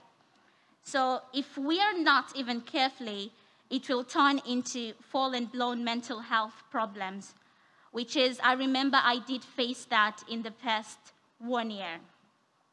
So the first one is insecurities.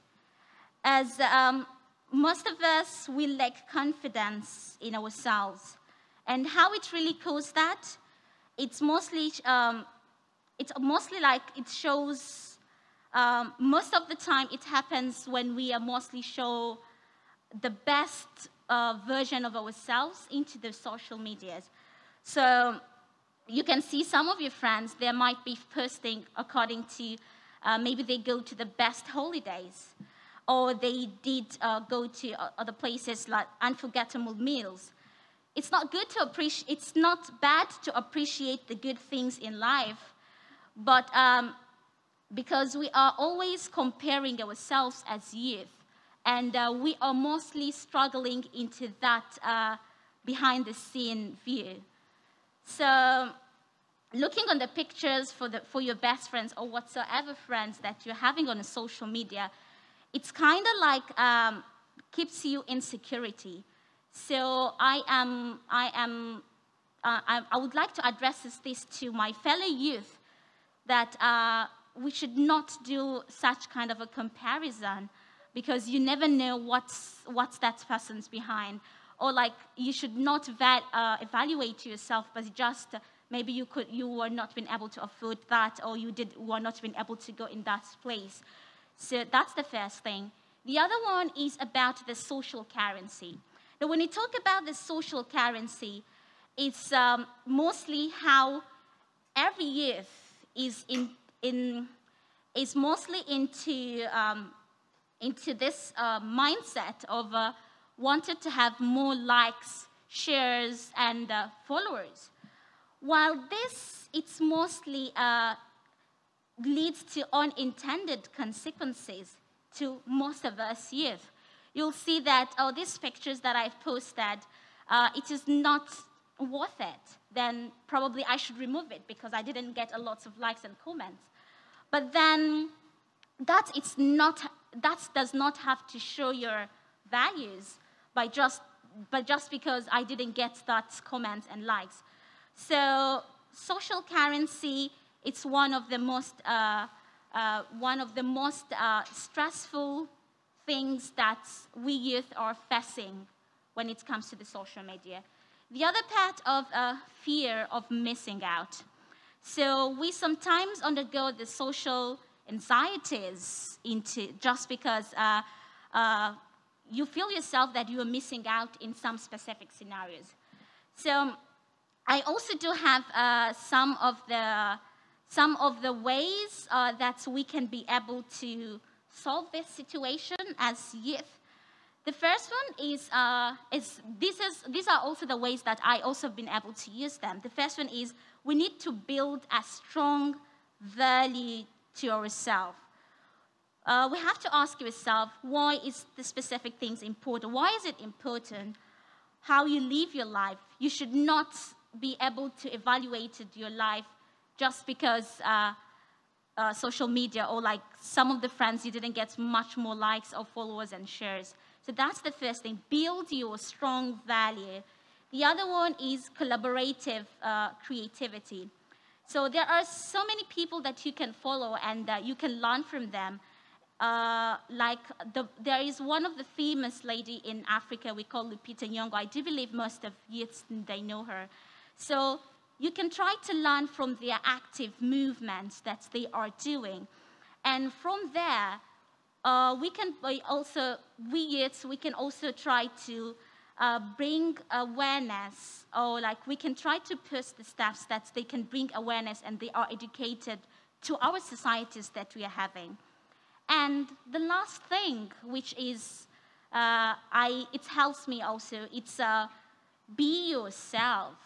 Yes, we don't have to doubt ourselves just because of the number of the likes, just because my post hasn't been shared. Just be yourself. You are just perfect on who you are. You are just perfect on whatsoever, on what are you doing. So the likes, shares, and comments, they should not take us. Thank you so much for listening. Thank you. Thank you, Esma.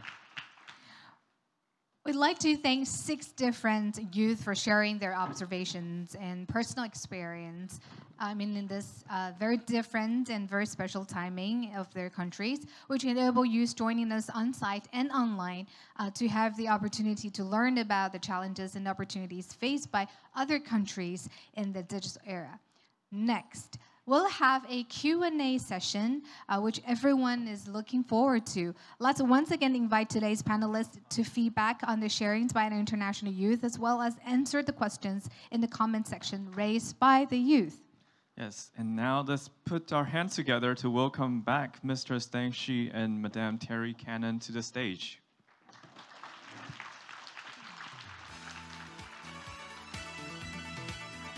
And we also invite Mr. Akash, CMO Fire, joining us online to join us.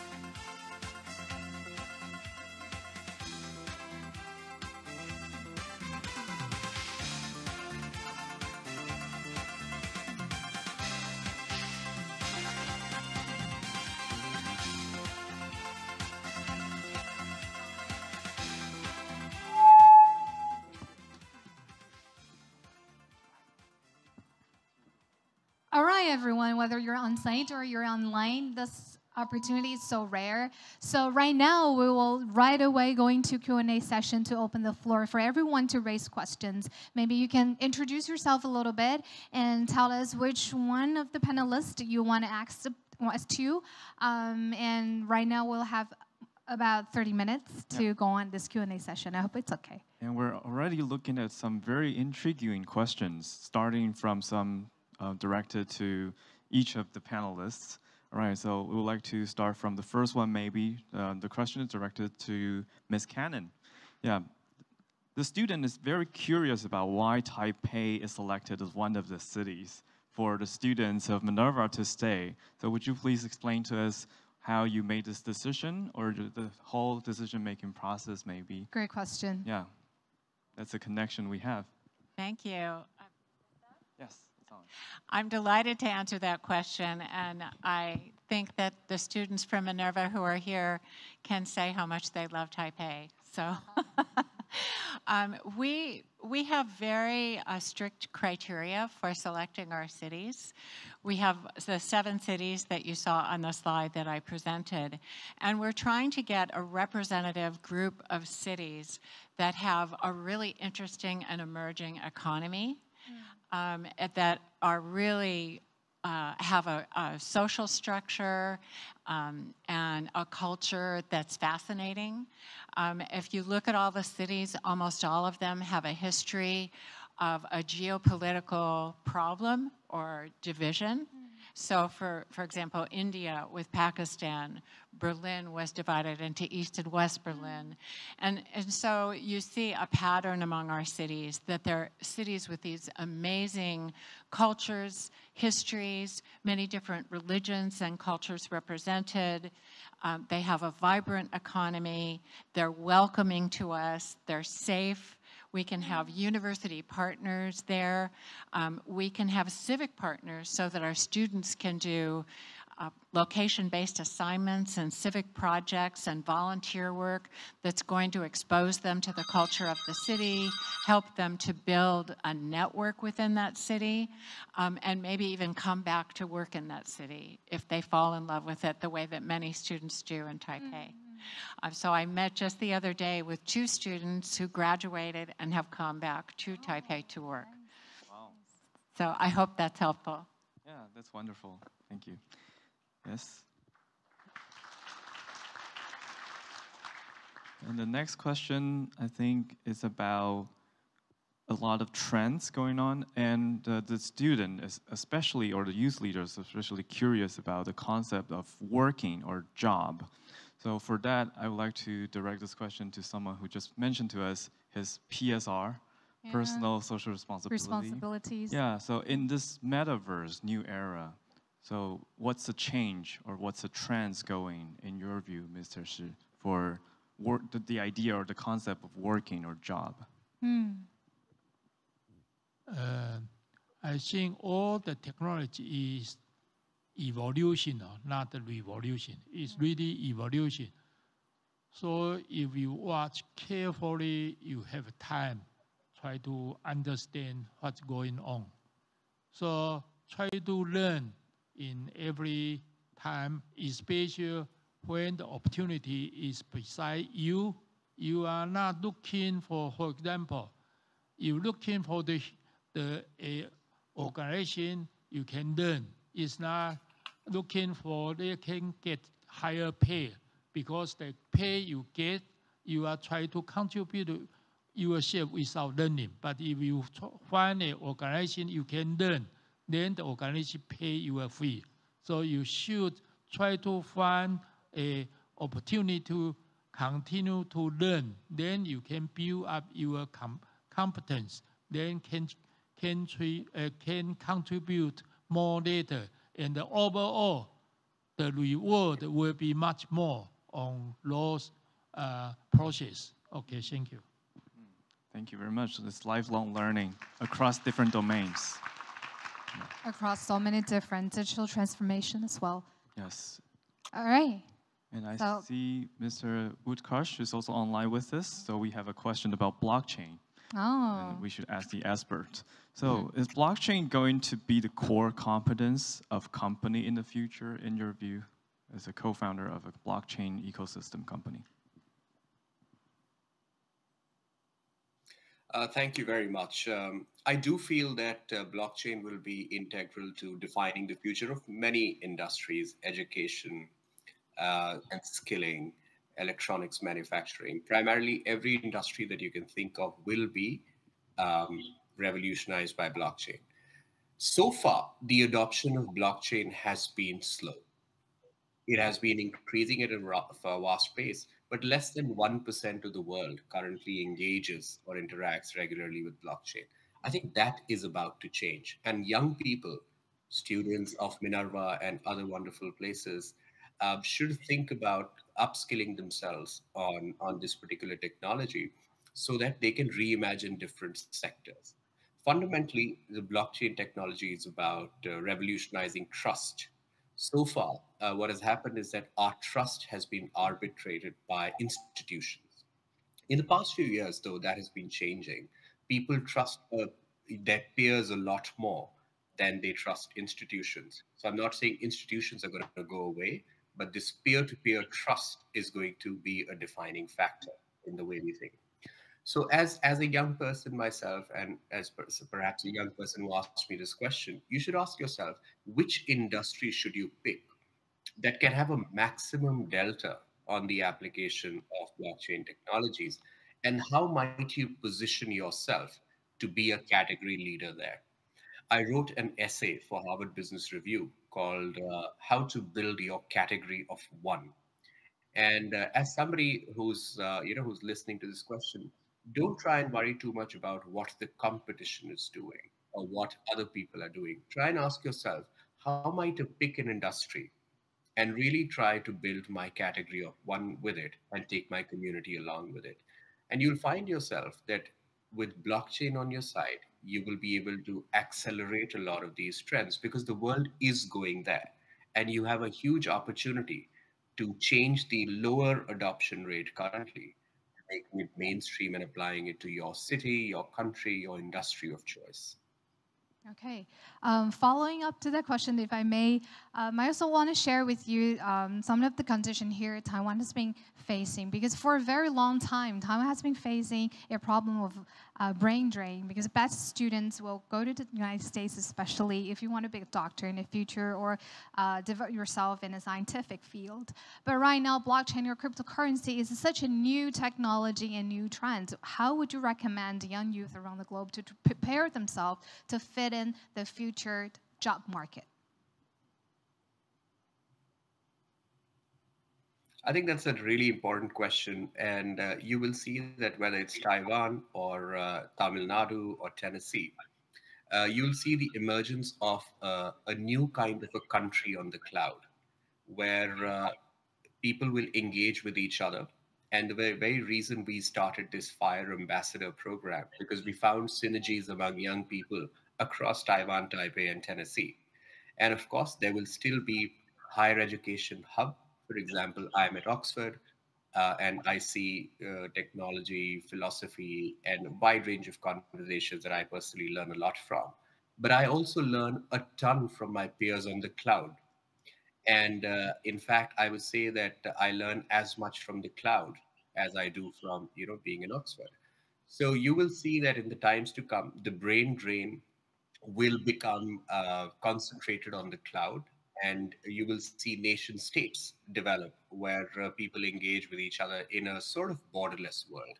I'm not saying cities will cease to exist in the way they are, or countries will cease to exist, but this coexistence of the cloud state and the states as we know it will be a defining feature.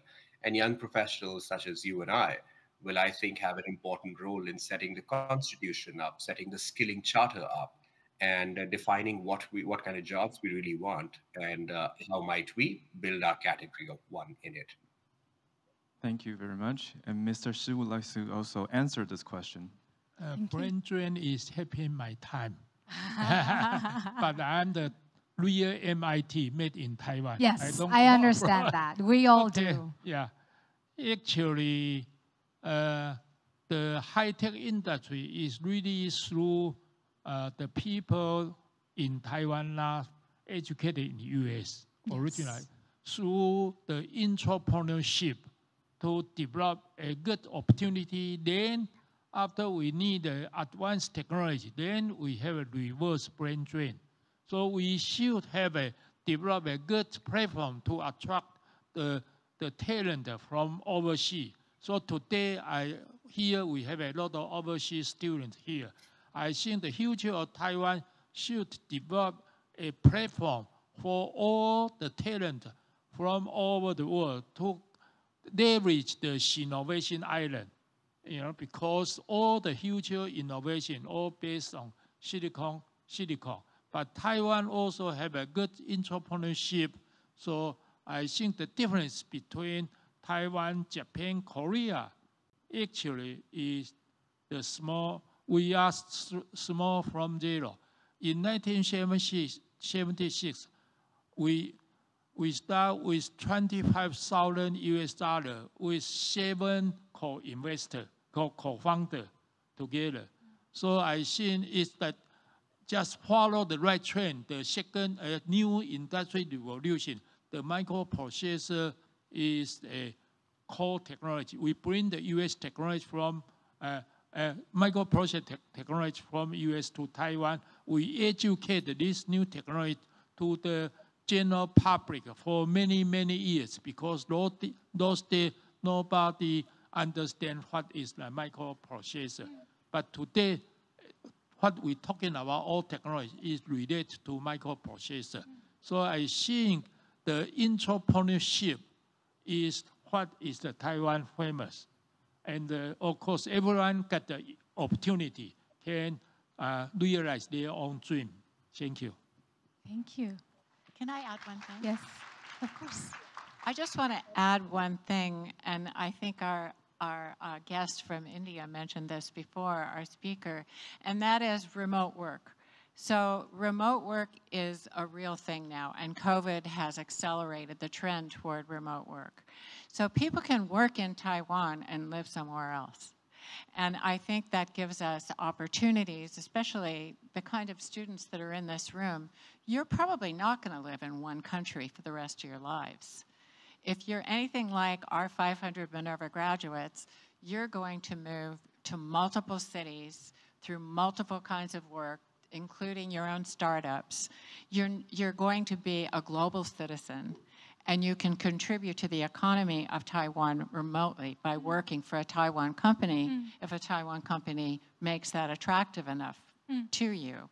So I think we need to think also more broadly about physical location as not being a barrier for us anymore.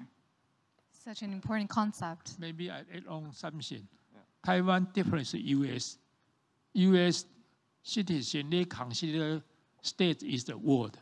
But Taiwan, when we know the world is outside of Taiwan, so we are globalized, internationalized from the day one. That's the difference with U.S. Thank you. Thank you. Now maybe it is the time to open the floor for questions. Yes. So everybody, if you have a question, please do raise your hand. I see your hand. Yes. And the microphone is there. Would you please introduce yourself a little bit so Oh. that we get a little sense about who you Yeah, are and hello. where you're from?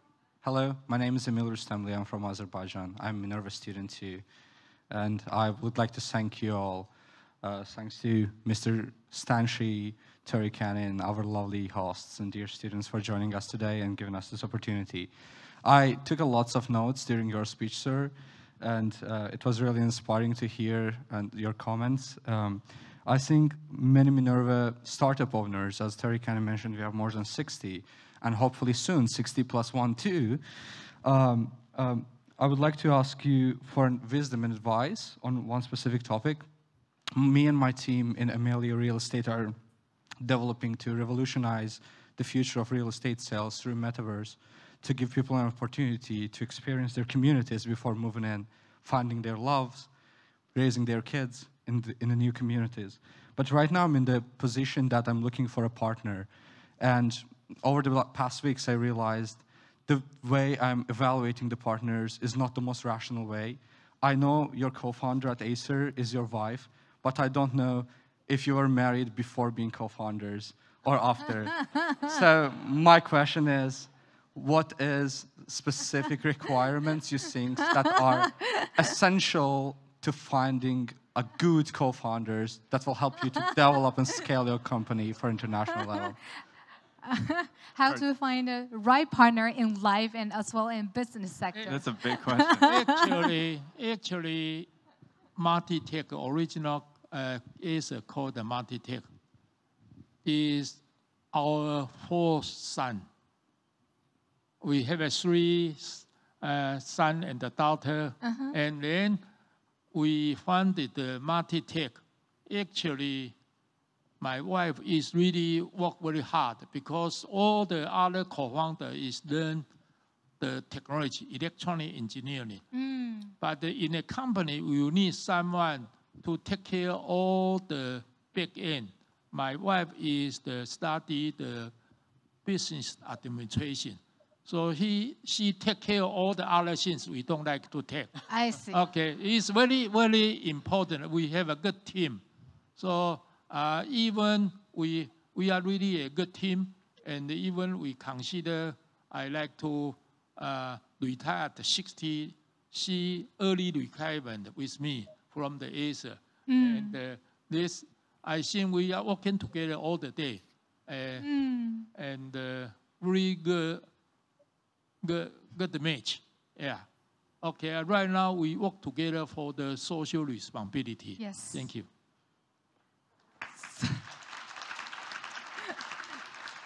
So find someone who has a degree in business administration, then have kids with them. All right, I hope that answers your question partially. I think Ms. Cannon would like to add. Oh, I was just going to say, I think there are a couple of things to look for in a co-founder and partner. And one thing is great respect for each other and for what you both bring to the partnership, whether that's a marriage or a business partnership. And sort of similar values. You have to have the same values over time and the same commitment to the mission of whatever your business is or your life business with your partner. And then I think the other thing is that you have to really listen to each other over time and be kind to each other. Because that's how you're going to make it last over time. There is no partnership, no marriage that doesn't hit bumps along the way. So you want to be able to navigate those by being open and kind and welcoming and not let things fester or escalate into conflict within your relationship. So that's my advice. Wow. What a wise advice for all of us. More questions, please. The gentleman over there. Yes. Yeah, we will start well, from... so many different... Yeah, we'll go to the gentleman first and then the lady. Yes. Okay. Hello, thank you. My name is Jared Bergault from Johns Hopkins SAIS, the HNC Center. I have a question regarding the metaverse and what it represents in terms of a global technological ecosystem. Particularly, be it blockchain or interconnectedness of people, how do we cope with the issue that a large portion of the people in the People's Republic of China live in a very controlled information environment? How do we get over that hurdle of global interconnectedness if there is this dynamic of, some say, two divergent technological stacks in the world, one of freedom of information, and then this other very controlled information environment? I assume this question is for Mr. Utkarsh, am I right? Anyone who wishes to answer. Perhaps we can invite... Sure, I think it's a really important question. Yes, please. And one that we have to think carefully as a society about what kind of metaverse do we want to build. And to my mind, any blockchain or any metaverse that exists must be interoperable. Because if everyone starts building their own metaverse and they don't engage with each other, you'll run into a huge collaboration challenge. And one of the reasons that all of us have sort of emerged, hopefully a bit stronger from the pandemic, is that all of us radically collaborated on the cloud. And that interoperability needs to be an essential feature of the metaverse that we build in. Fundamentally, metaverse is about augmenting possibilities. It has applications in healthcare, education, skilling, and one of the key facets of this would be, an augmentation of empathy, being able to really visualize what it is like to be, say, a refugee in Gaza. Somebody sitting in New York, to have a real feel of it. Perhaps he or she cannot go there. A metaverse can create a much more immersive experience for these two kinds of people to collaborate. And we are seeing some of those sparks already. For example, there are a bunch of people in Gaza who've built a really interesting game on Minecraft, a technology developed in the West, to try and create new economic possibilities for a region that is politically quite disturbed. I see similar kinds of engagements also happen in the metaverse. where gaming, as you can imagine, it's a hugely important industry, you will see a lot more collaboration to develop interoperable metaverses. But I think the broader question of you is that how can developments in technology override, say, the political trends or choices that countries make or public policy decisions, so to speak? And I think that's still an open question. How will that develop? Will the Chinese metaverse or the Chinese internet look and feel fundamentally different from the internet that you know elsewhere? I think this question is something that that China and the world needs to engage and figure out themselves. Again, we should not tell China what to do. Similarly, China should not tell others what to do. I think it needs to be a collaboration in a format like this one, where interesting professionals like yourself and interesting speakers are coming to ask difficult questions and co-create a new normal will, I think, be integral. The same thing is true for currencies as well. If everyone starts their own cryptocurrency, then it becomes impossible for any engagement or trade to happen. So let's make interoperability a defining feature for every technology that we build, or as many technologies as we build, and focus a lot more on nation-to-nation, culture-to-culture collaboration rather than trying to compete and live on an island. Thank you. We have 10 minutes left, so we would like to seize this opportunity and maybe collect one or two questions for all panelists. Yes. Yes, lady over there in brown jacket. Hi. Hi.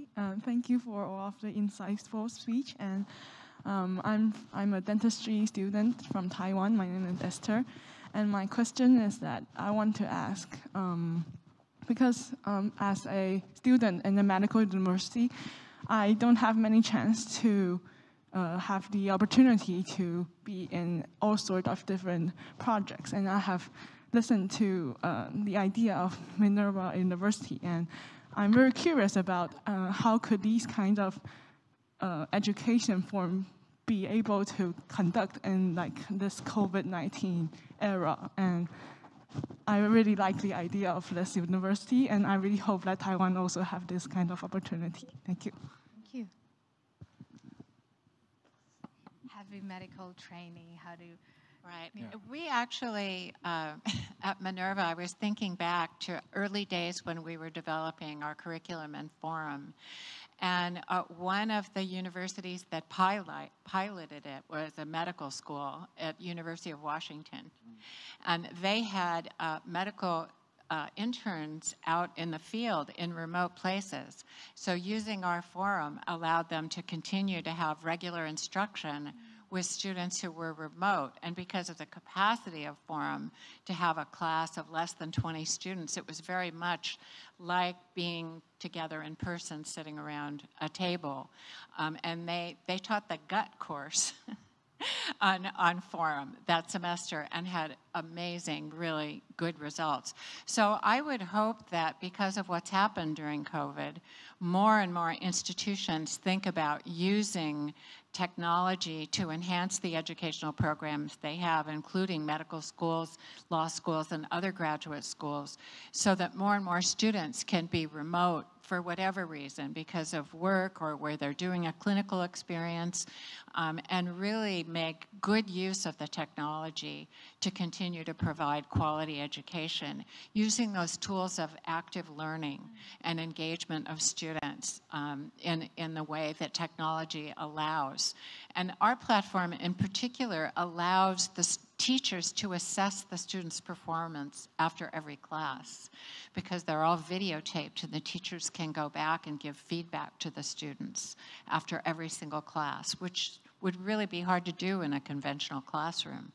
So there are benefits, there are ways to expand it, and I would hope that medical schools start to be more innovative in that way as time goes on. The medical students in Taiwan is top tier. The engineering is second tier. So, but the second tier of the engineers have more contribution to the global society than the first tier, because the medical, after they graduate, the practice is limited in Taiwan. So their contribution is limited. Right now, I work very hard My mission is make sure all those first year of the practice doctor, they can work with the ICT for the AI. We call the AI medical. And the AI medical, the key is while the doctor in Taiwan, they are in sleep, their IP, they serve for the globally through the software, through the hardware solution. So I think Taiwan will become the contribute with to the global society through the innovation island. So medical is first choice. I pay a lot of attention on this. The second one is agriculture. Agricultural technology, Taiwan also leading in the world. So we should also integrate interdiscipline is very important right now. So I think next step is Taiwan through the different industry, they work together to come out a very valuable solution for the global society. Thank you. Yes. Very insightful. Yeah, with the help of tech, we can expand the influence and facilitate collaboration. With the time we have, I think we maybe can allow one one last question. And who's directed the question to maybe one or two panelists? Oh, that's a tough call. I think the gentleman is very enthusiastic about his question. Yes. In black jacket? All right. Yes. Hi. Okay. Hi, thanks. I'm Joe from Taiwan. Woo. And woo.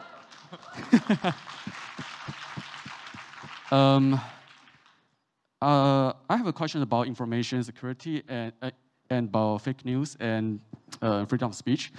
Like in 2018, in Taiwan, there's like 21 person being sent to by the government because against the Social Order Maintenance Act 6315.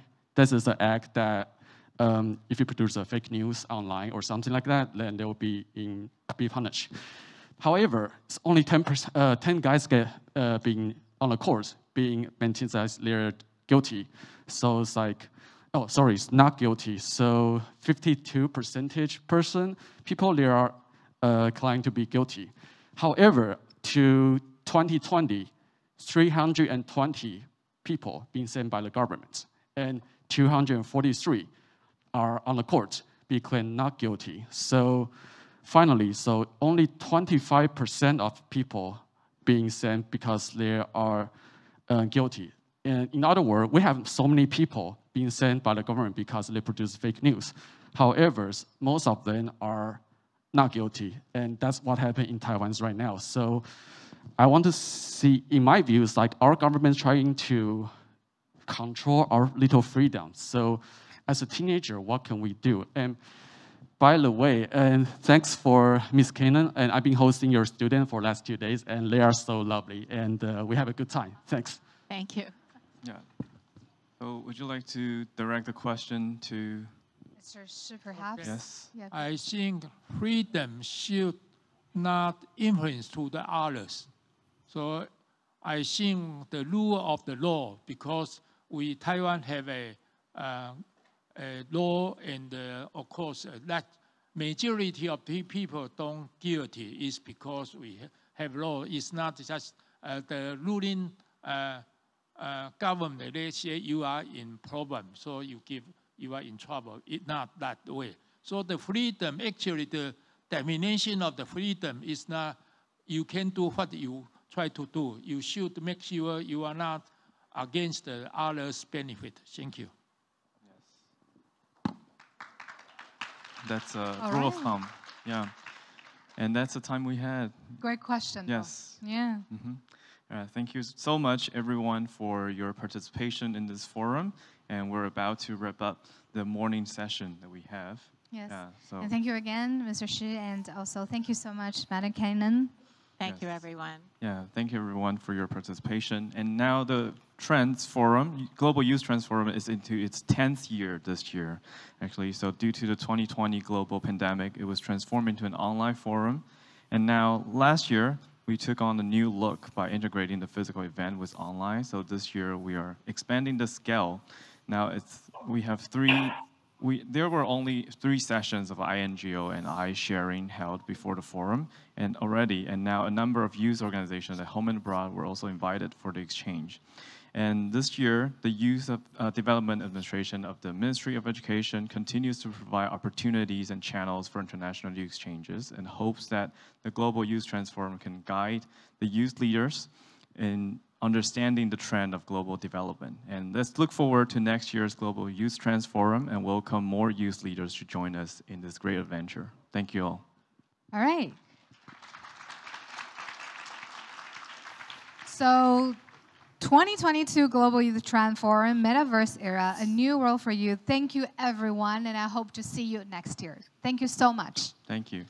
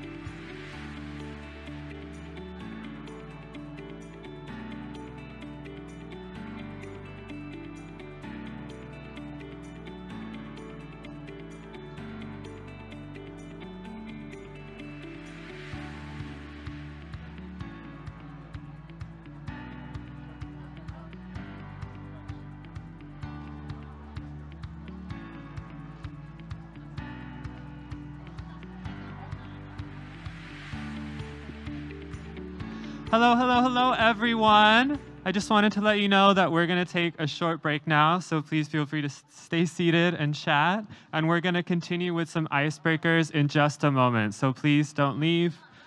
Stay here, and yeah, we'll be back.